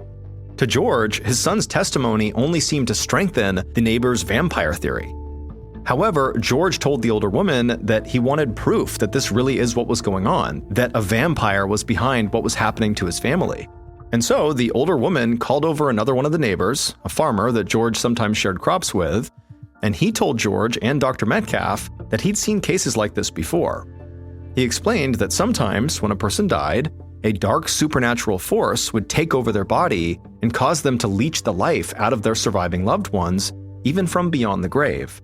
These people were not really dead, the farmer said. They were vampires. At this point, the older woman interrupted the farmer and said to figure out which one of George's deceased family members was the vampire, all they had to do was exhume the bodies of his wife and 2 daughters. If one of the women's bodies hadn't yet decomposed, or if her heart still contained blood, that was a telltale sign that she was the vampire. To George, this whole process sounded barbaric, and he couldn't bear the thought of seeing his wife and children's decomposing bodies. But for all he knew, his neighbors could be right, and this could be his only chance to save his only son.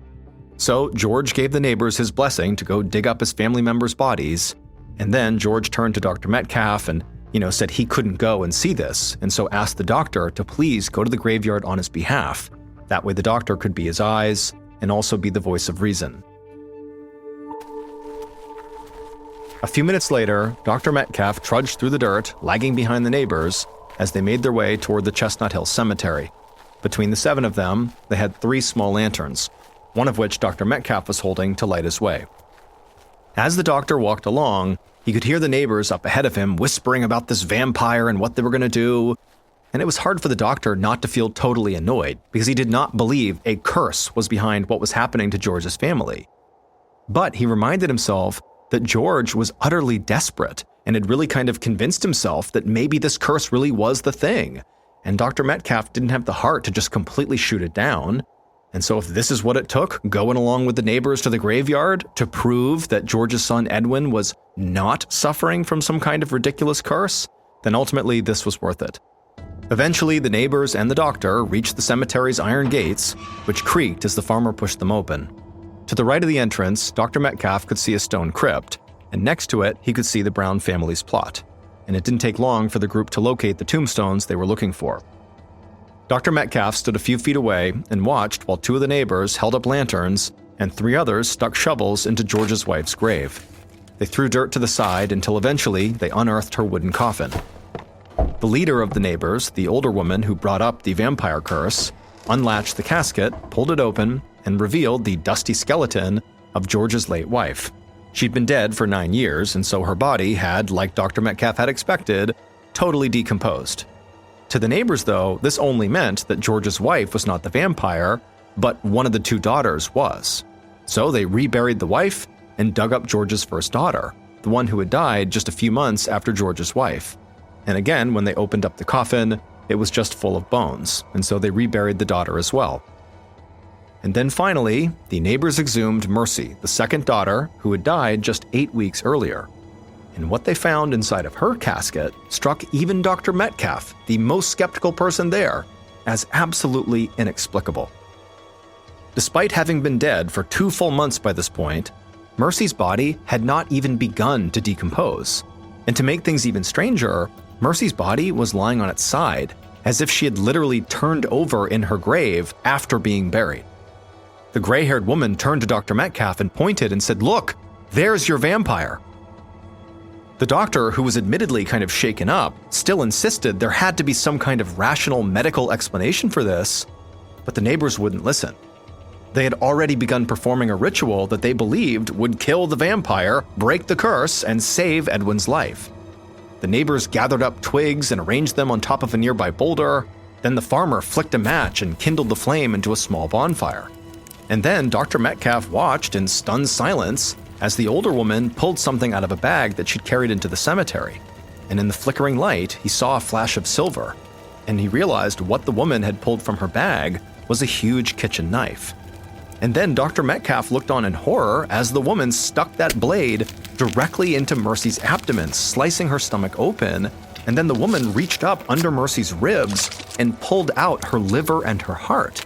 And then after opening them up, both organs were indeed still full of coagulated blood, as though Mercy's body had been using these organs recently. At this point, the old woman placed Mercy's organs on top of the fire and let them burn down to ash. But after that, the ritual was not done. The older woman pulled something else out of her bag. It was a jar full of water, and she unscrewed the cap. Then she scooped the ashes of the organs and put them into this water, then closed the jar and shook up the contents. The woman said the ritual was almost complete.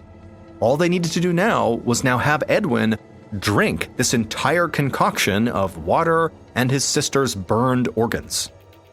The neighbors turned and began marching out of the cemetery, and Dr. Metcalf, who was still just shocked by everything he had just seen, kind of chased after them, begging them to stop, but none of them even looked back.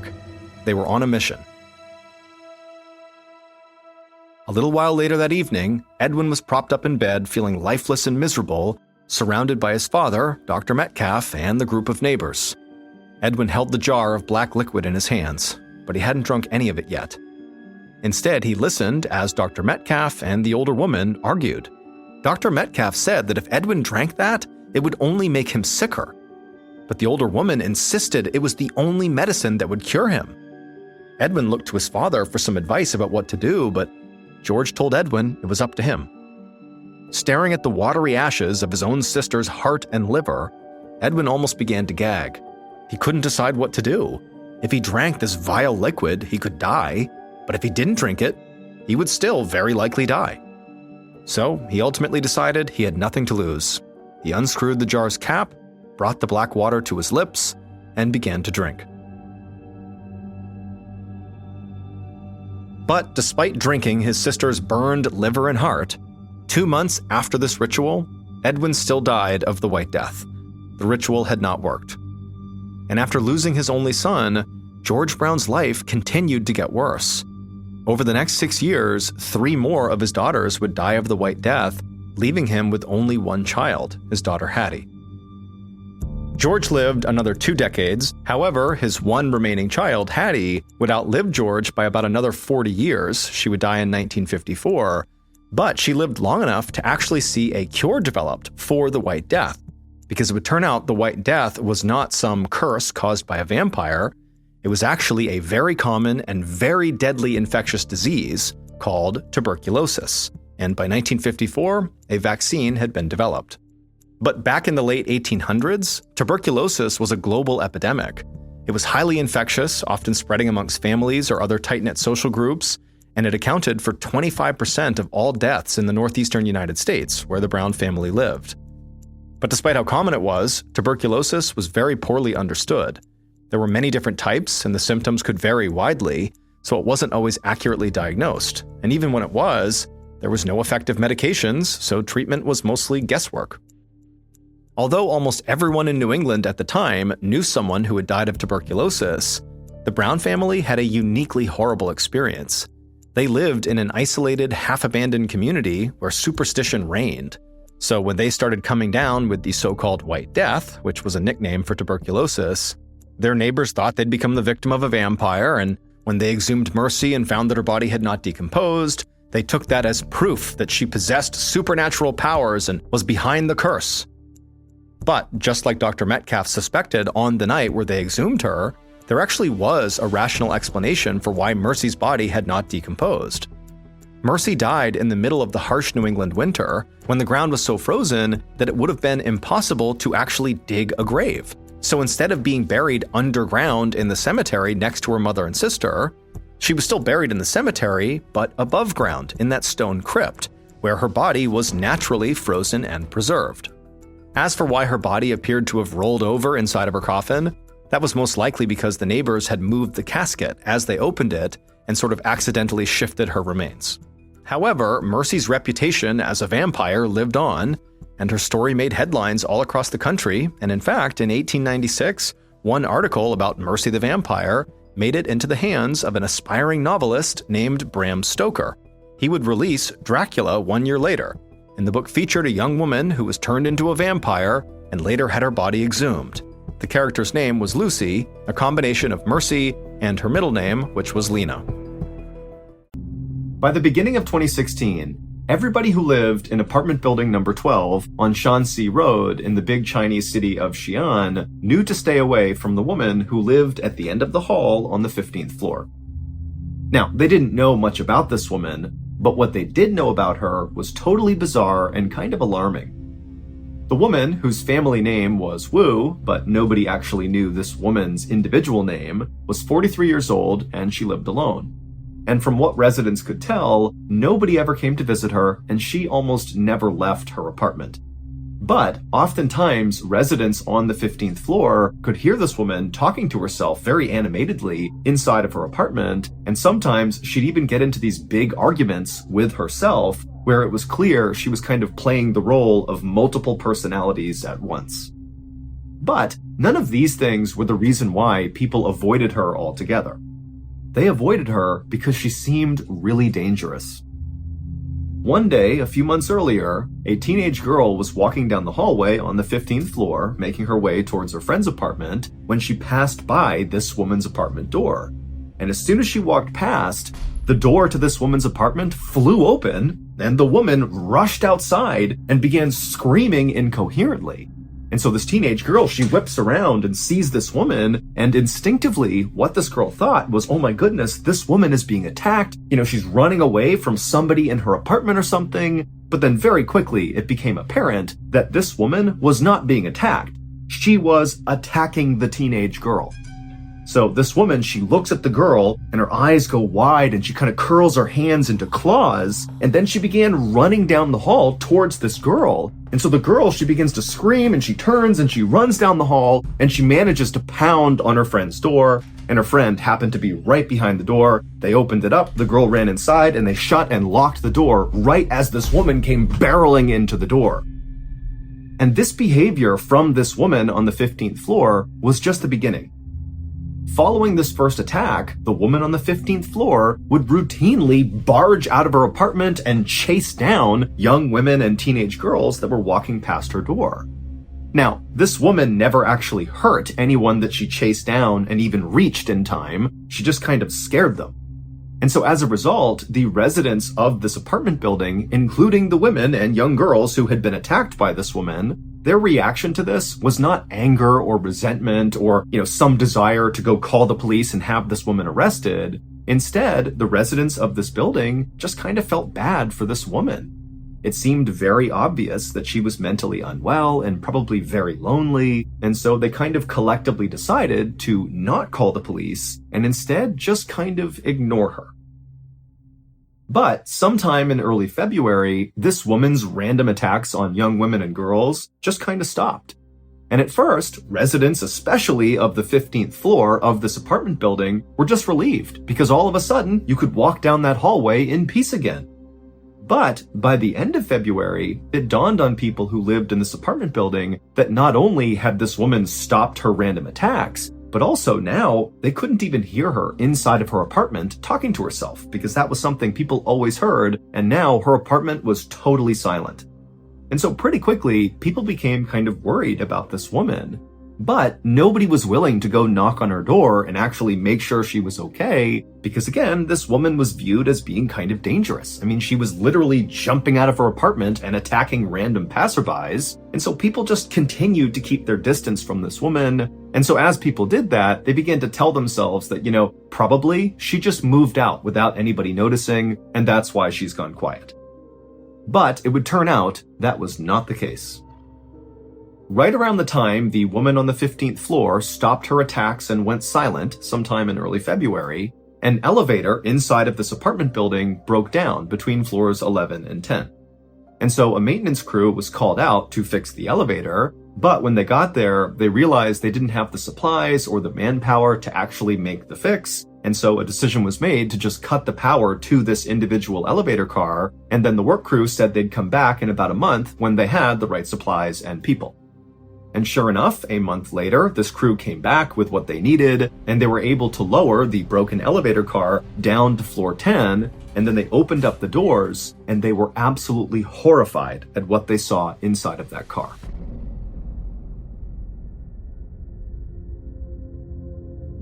It's believed that shortly after this woman on the 15th floor had one of her outbreaks and chased someone down the hall, she got into the elevator and began traveling down.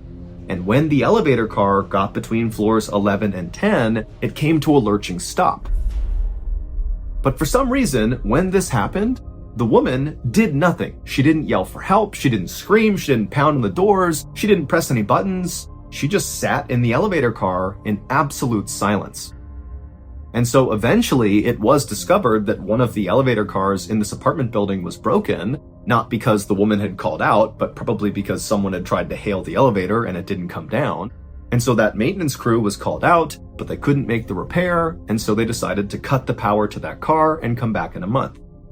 Now, this elevator crew had no idea there was anybody inside the elevator car because, again, this woman who was trapped in there was totally silent throughout their attempts to try to fix the car. And so after these workers cut the power to this elevator car and left, this woman was doomed.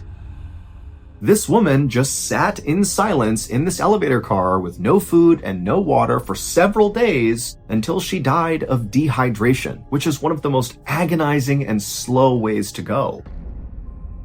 Now, at some point, this woman did attempt to free herself because there were scratch marks inside the elevator indicating that she had tried to claw her way out, and her hands were totally mutilated, suggesting she really had been clawing pretty hard, but that was the only time she tried to save herself.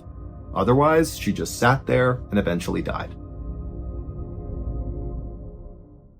One afternoon in mid-July 2014, 59-year-old Jack Parks and his fiancée, Carol LaPaya, walked through their neighborhood of Kennedy Township, Pennsylvania. Jack sported a black fedora, wireframe glasses, and a lopsided grin beneath a graying mustache. Carol hung on his arm, smiling at how her engagement ring sparkled in the sunlight. As they walked, they passed by several neighbors who were outside doing yard work or talking. Jack and Carol waved to each person as they passed, and everyone waved back. Their neighborhood was a close-knit, working-class community 10 miles outside of Pittsburgh, and everybody seemed to know each other. In fact, Jack even had family on this street. One of his nephews, Bradley Johnson, lived nearby. As Jack and Carol passed by Bradley's house, Jack slowed down, trying to see if Bradley was home. His nephew had mentioned wanting to talk to him in person about something serious and urgent, but Jack could see that the house was empty, so that conversation would have to wait.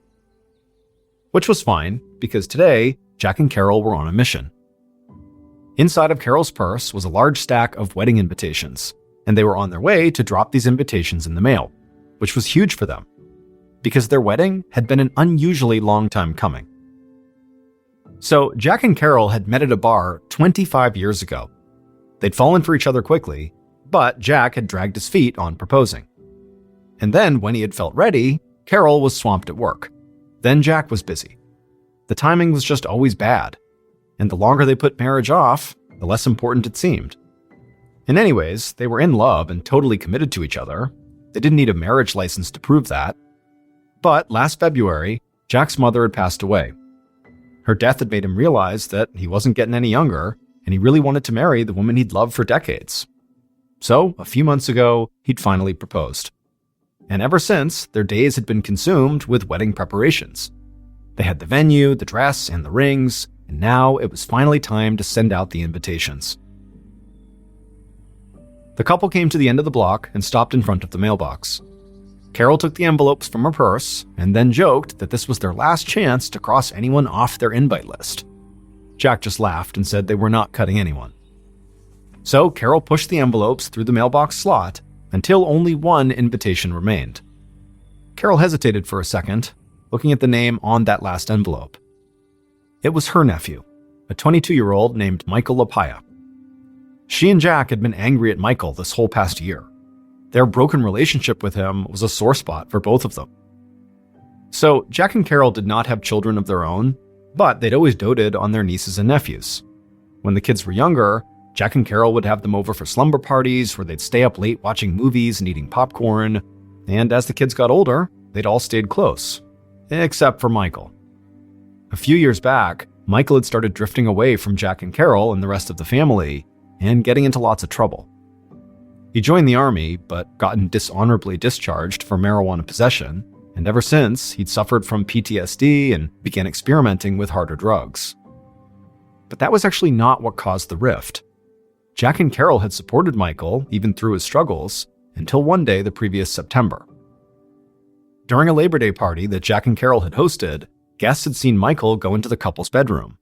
And when the party was over, Carol had discovered that her expensive jewelry was missing. Jack and Carol had confronted Michael, who denied taking anything, but they hadn't believed him. They told him he was no longer welcome in their home, and things had been extremely tense between them ever since. But now, Jack and Carol were ready to make amends by inviting Michael to their wedding. So, standing on the sidewalk, Carol took a deep breath and then dropped Michael's invitation into the mailbox. And suddenly, both Jack and Carol felt a whole lot lighter. The invitations were out, and good things were ahead. Jack and Carol turned away from the mailbox and began heading back home. As they reached their driveway, Jack waved to a few men standing directly across the street, outside of a small factory called Silver Star Meats. The workers were outside in their aprons smoking, and they waved back. Jack was about to go over and talk to them when he noticed Carol's irritated expression, and so he thought better of it. Jack liked the guys from the factory, but he knew they made Carol uncomfortable. She hated that they took their smoke breaks so close to their house, and she thought their blood-stained aprons were kind of unsettling. So Jack just turned away, and then he and Carol walked up their porch steps and into their house.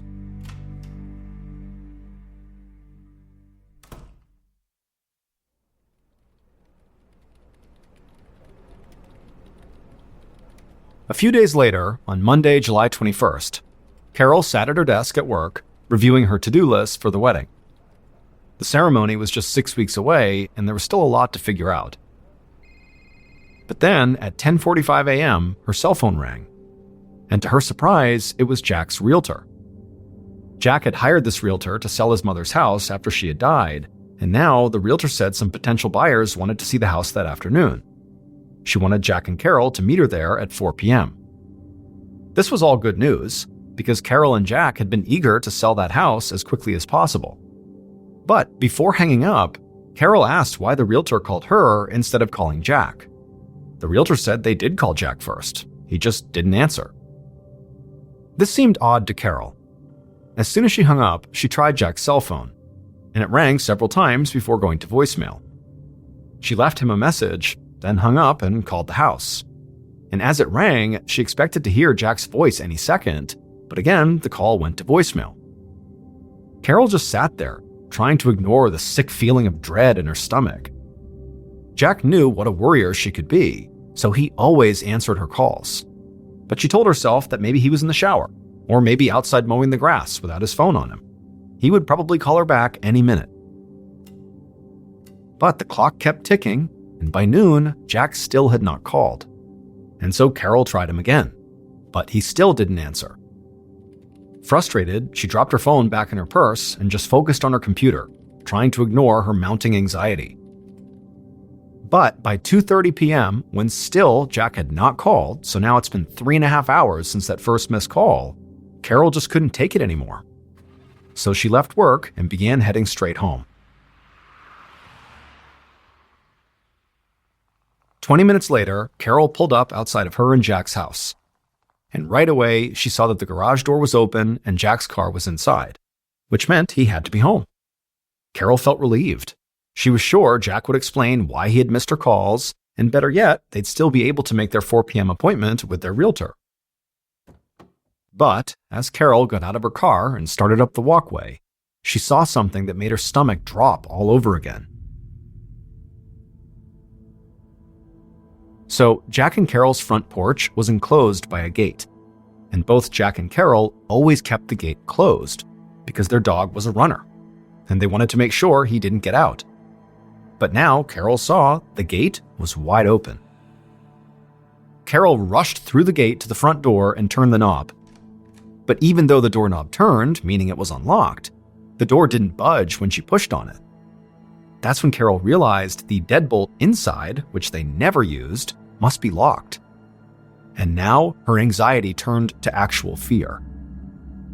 Between the deadbolt, the open gate, and Jack not answering his phone, she was certain something had to be wrong here. Carol's hands shook as she dug through her purse for the house key, then struggled to get it into the lock. Finally she did, the deadbolt turned, and the door swung open. Carol stepped inside with her heart pounding. but the house was silent and still. She took a few steps further in, and then her eyes suddenly fell on something under the coffee table inside of the living room. For a second, her brain couldn't even compute what she was looking at. But then, when it clicked, she let out a scream. Because underneath the coffee table was Jack.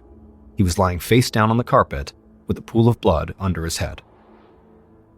Carol rushed over to Jack and shook him, but he didn't move or make a sound. And so in a panic, she found her phone and dialed 911.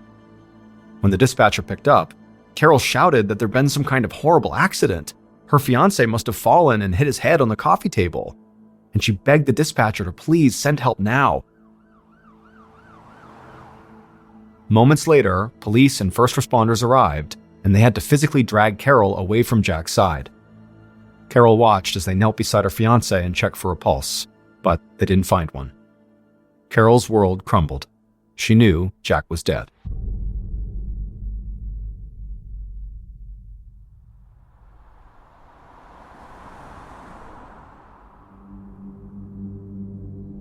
A short while later, Detective Lori McKeel of the Allegheny County Homicide Unit arrived on the scene.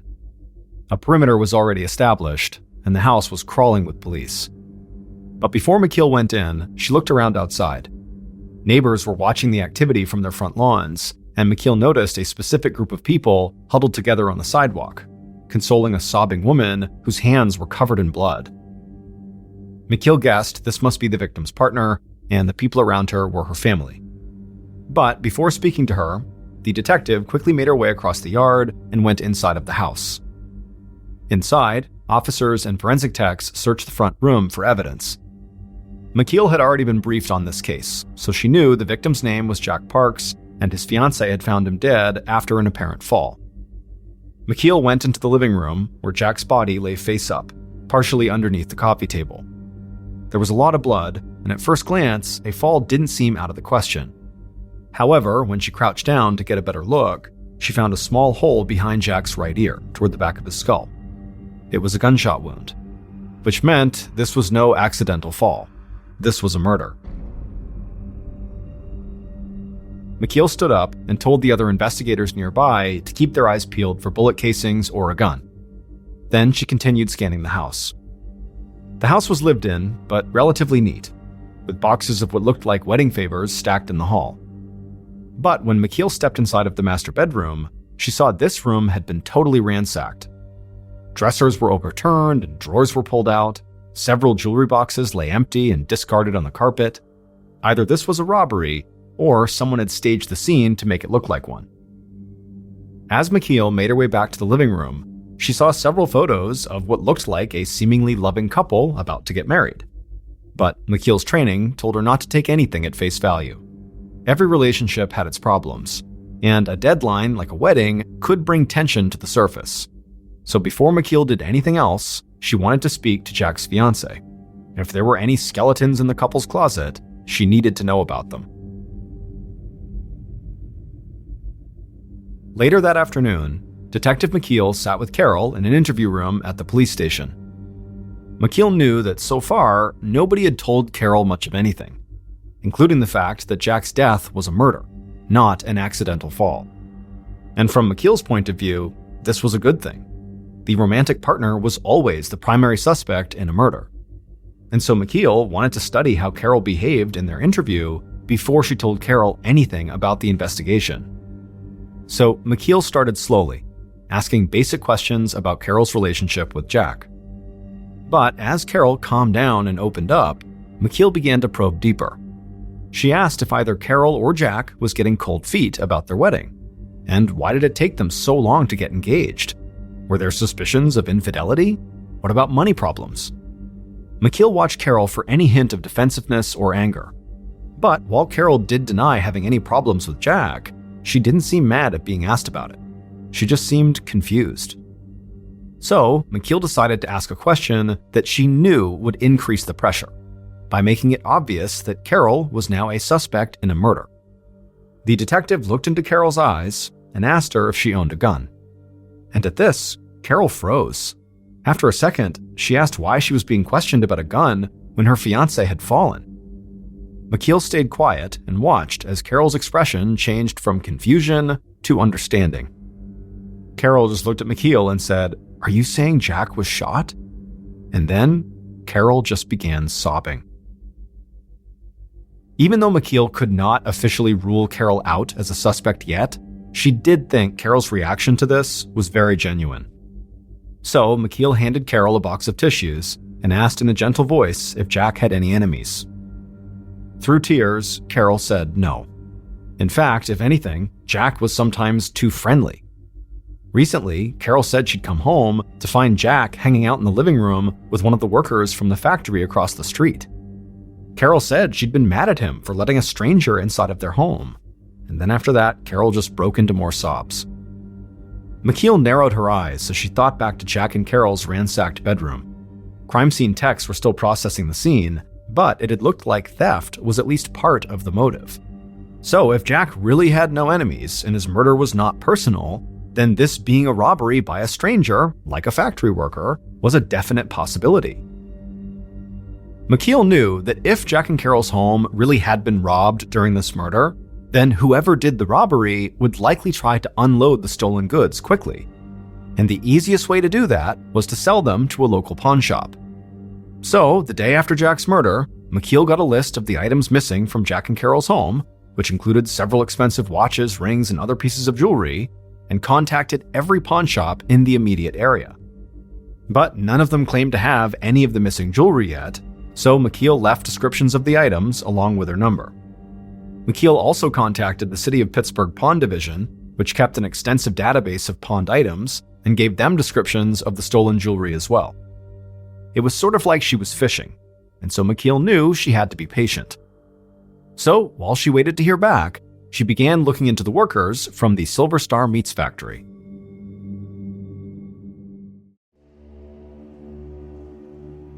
Within a few days of the murder, McKeel led a team of officers to that factory. And as soon as she stepped out of her car, she could see that anybody standing right outside of the factory would have a clear view of Jack and Carol's front door and garage. From speaking to Carol, she knew Jack had been friendly with several factory employees, and on at least one occasion had invited them into his home. And so those types of visits would have been perfect opportunities to learn the layout of Jack and Carol's house and to figure out where they kept their valuables. Once inside the factory, McKeel and her officers began interviewing close to 40 workers, one by one. And pretty quickly, they identified the man who'd been invited by Jack into their home. His name was Ronald Blevins, and he had a criminal history of petty theft and assault. To McKeel, this was promising. But Blevins had not been at work on the day of Jack's murder because he was on a scheduled vacation. Now, McKeel did not think this made him any less of a suspect, but this early in the case, there wasn't any physical evidence to connect him to the crime, so she couldn't arrest him. As McKeel and her team left the meat factory, she felt a bit deflated. She really needed the forensics to come back if she was going to make any real progress on this case. Fortunately, though, there would be new evidence for her waiting back at the station. A copy of Jack's autopsy report was sitting on McKeel's desk. She opened it and began reading. And right away, she saw something important. Other than the gunshot wound, there were no bruises or scratches found anywhere on Jack's body. There was no sign of a struggle at all. And so McKeel knew this could mean that the killer broke into the house and then surprised Jack and shot him from behind, or it could mean Jack knew his killer and had let this person inside of his house. McKeel kept on reading the report, and as she got towards the end of it, her eyes went wide. The coroner had made a major discovery. A bullet had been extracted from Jack's skull, and they determined it came from a .380 caliber handgun. This was extremely helpful. McKeel still did not have the actual murder weapon, but now she knew what kind of gun she was looking for. And so she wanted to find out if somebody close to Jack, someone let's say he would have welcomed into his home, owned a gun like that.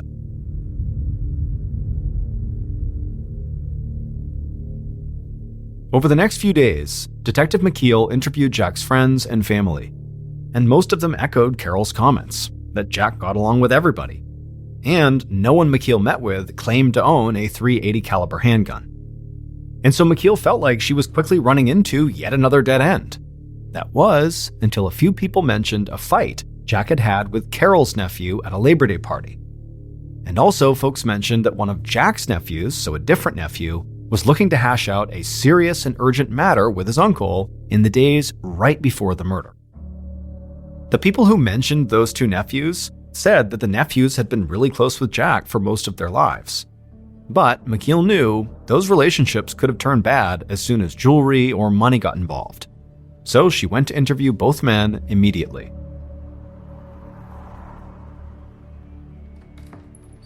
The first house she went to belonged to Carol's nephew, Michael LaPaya, the Army veteran who Jack and Carol had accused of stealing at their Labor Day party. When she began questioning Michael, he didn't deny that he and his uncle had a falling out. But he also insisted Jack was wrong about him stealing. More importantly, though, Michael denied having anything to do with Jack's death. He said he'd been busy on the day of the murder, at a doctor's appointment to treat his PTSD, and then he had also gone shopping with his girlfriend. And he showed McKeel receipts to prove it. And also, Michael did admit that he had lots of guns, and he knew how to use them after his time in the military. However, the one gun he didn't own was a .380 caliber handgun. After the interview, McKeel contacted the Veterans Affairs Medical Center and confirmed that Michael attended his appointment on the day of the murder. She was also able to verify that charges had been made on his credit card in a different city around the time of Jack's death. All in all, Michael's alibi seemed solid.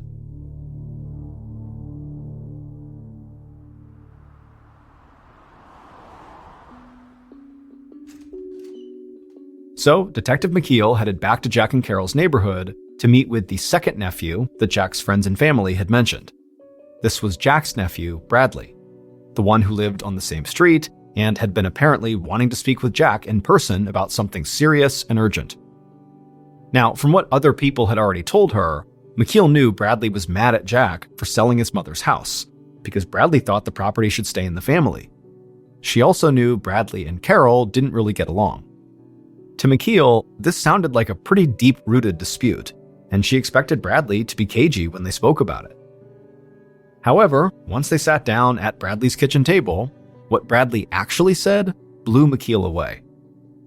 Right off the bat, Bradley said that at 10:30 a.m. on July 21st, which was the day of the murder, he'd waited until Carol had left for work and then walked over to Jack's house to confront him. Bradley said once Jack let him inside, he'd immediately asked Jack to halt the sale of his grandmother's house. Bradley was struggling financially and wanted to move into his grandmother's house with his girlfriend to save money. Bradley said Jack seemed open to the idea, but he refused to make a decision right then because he wanted to speak to Carol first. And at that point, Bradley knew he was not going to get the house, because he knew Carol would not like the idea and she would convince Jack to keep trying to sell the house. So Bradley told McKeel he'd just given up and left Jack's house sometime around 11:15 a.m., a little more than 3 hours before Carol would arrive home and find Jack dead. As Bradley finished up the story, McKeel was stunned silent. Bradley had just openly confessed to being inside of Jack's home, alone with him, on the day Jack died. And also, Bradley admitted that he had been there arguing over a property worth hundreds of thousands of dollars. But, amazingly, Bradley still wasn't done with his story. Just as McKeel was about to leave, he casually revealed one more fact. He told her that he did in fact own a .380 caliber handgun. McKeel confiscated Bradley's gun, then raced back to the station to have it analyzed by the ballistics lab to see if it was the murder weapon. It would take a while for the results to come in, but McKeel barely had to wait before she got another huge break in the case. That day, a member of McKeel's team told her he'd finally received a call back from a pawn shop owner in a nearby town. According to that owner, a young couple had come into their shop on July 21st, the day of Jack's murder. And this couple had wanted to sell a bunch of jewelry, including gold chains and rings. And the owner noticed that several of these pieces had been smashed and mangled, which made the owner suspect that these could be stolen. And so as a result, he had not purchased these pieces of jewelry, but he'd convinced the couple to let him take a few photos of the jewelry, and then after the couple left, he contacted the police in the area. and it had taken 3 days for those police to connect the incident to Jack's case and then get in touch with McKeel's team. But as soon as McKeel got this news, she went straight to the pawn shop to review the photos of the potentially stolen items. And when she saw these photos, there was no doubt that was Jack's jewelry.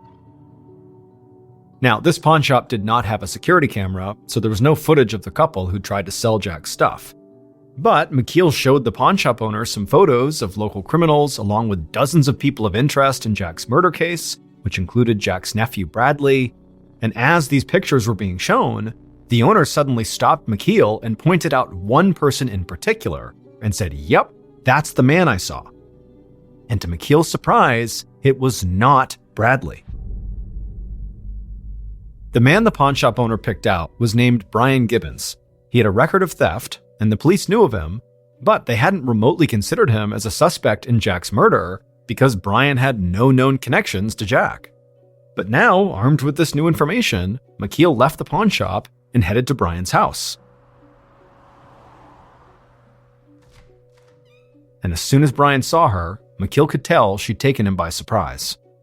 Brian denied having any knowledge of the murder, but when McKeel looked in his bedroom, it was absolutely littered with purses and jewelry.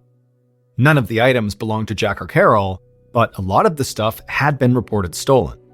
This meant McKeel could charge Brian and hold him in custody while she looked for a connection to Jack's case. And so that's what McKeel did. She arrested Brian for theft.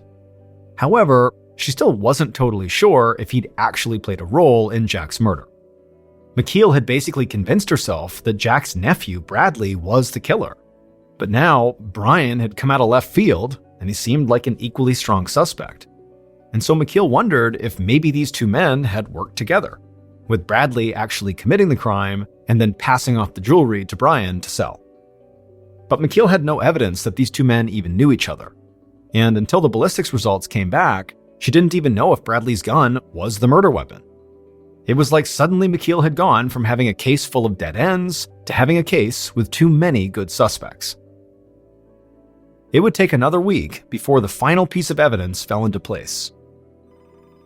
On August 4th, 2 weeks after Jack's death, McKeel got a call about a second pawn shop, where a young man had stopped in the day after the murder trying to sell a bunch of damaged jewelry. Unlike at the first pawn shop, the employee at this one had not realized the jewelry was stolen, so he had bought it. Police had already examined the jewelry and confirmed it belonged to Jack. But the most important thing about this pawn shop was that it did have a security camera. And when McKeel watched that footage, she knew who killed Jack. That morning, the killer woke up in agony. They lay in bed for several minutes, drenched in sweat. Their cramps were getting worse. And beneath the pain, a horrible, clawing hunger was growing, demanding to be fed. From the next room, their partner shouted that they were heading off to work. At this, the killer scrambled up, yelling for their partner to wait. The killer dragged themselves out of bed and stumbled from the room. With a wild look on their face, they told their partner to call in sick today. They were going for a ride. A short while later, at about noon, the couple pulled up to the curb 1 block from the Silver Star Meats factory. The killer eyed the house directly across from the factory. The garage was open, and Jack's car was inside. He was home. The killer reached inside the glove box and took out a .380 caliber handgun. They told their partner to drive away if they weren't back in 30 minutes. Then they pocketed the gun, pulled the hood of their sweatshirt over their head, and got out of the car. The killer's heart pounded as they hurried down the sidewalk, avoiding eye contact with the meat factory employees just standing about in their blood-stained aprons. The killer reached Jack's house, headed up the walkway, went through the front gate, and right to the door. They knocked and then waited. When no one answered, they urgently knocked again. The door opened. Jack looked out and quickly waved the killer inside. Jack turned away from the door and asked the killer if he could get them something to drink. But the killer didn't answer. Instead, they followed Jack through the doorway and into the front room, and there, they stopped, drew the gun from their pocket, raised the barrel just inches from Jack's right ear, and fired. The bullet struck Jack in the back of the head. He fell, dead before he even touched the ground.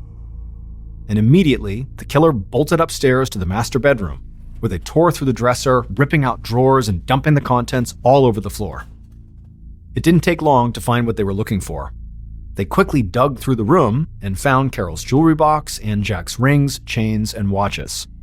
The killer stuck the items into the pockets of their sweatshirt, feeling a thrill of victory. Soon, that gnawing hunger would be satisfied. The pain would end. Then, the phone in the house began to ring, and the killer just froze. The killer listened as the call went to voicemail. Carol's voice echoed from the machine, asking why Jack wasn't picking up his cell phone, telling him that somebody was interested in buying his mother's house, and they needed to get there by 4 p.m. to open it up. Then Carol said she loved him and hung up. As soon as the voicemail ended, the killer rushed back downstairs to the front door. They grabbed the key off an end table to lock the deadbolt, but then something caught their eye. And once again, they froze. The killer saw Jack's feet jutting out from behind the coffee table. Beyond that, the killer saw the whole living room. It was a place with a lot of happy memories, where they, the killer, had spent countless slumber parties eating popcorn and watching movies with their cousins. A lump began to form in the killer's throat as they looked at a particular photo on the wall. Their 10-year-old self was smiling right back at them.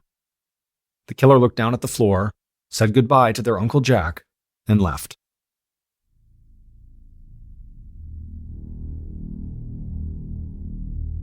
Jack's nephew, Bradley Johnson, had been high on Detective McKeel's suspect list. But when the results of the ballistics test on Bradley's .380 caliber handgun came back, it did not match the murder weapon. Also, at that second pawn shop where they had surveillance footage, it was not Bradley who McKeel saw, because Bradley didn't kill his uncle. Carol's nephew, the disgraced Army veteran Michael Lapaya, did.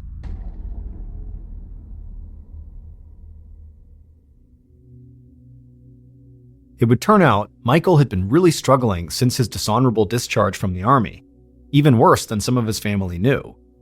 He'd started using heroin and begun stealing to support the habit. And as his addiction worsened, Michael became increasingly desperate for cash. And in July 2014, he saw a quick way to get it, by killing Uncle Jack and stealing his jewelry. Jewelry Michael pawned the next day for just a little over $1,000. Once Detective McKeel saw Michael on that pawn shop surveillance footage, she was sure she'd found Jack's killer. And soon after that, she dug into Michael's phone records and discovered that his phone had pinged off a cell phone tower near Jack's house around the time of the murder, not long before Michael had gone shopping with his girlfriend and to his medical appointment just to give himself an alibi. Eventually, Michael would confess to what he'd done. Michael was convicted of first-degree murder and received a life sentence without the possibility of parole. His girlfriend and alleged getaway driver was never charged. As for Brian Gibbons, the jewelry thief who Detective McKeel thought could be connected to this case, he was ultimately cleared of any involvement. The pawnshop owner who identified him had simply made a mistake.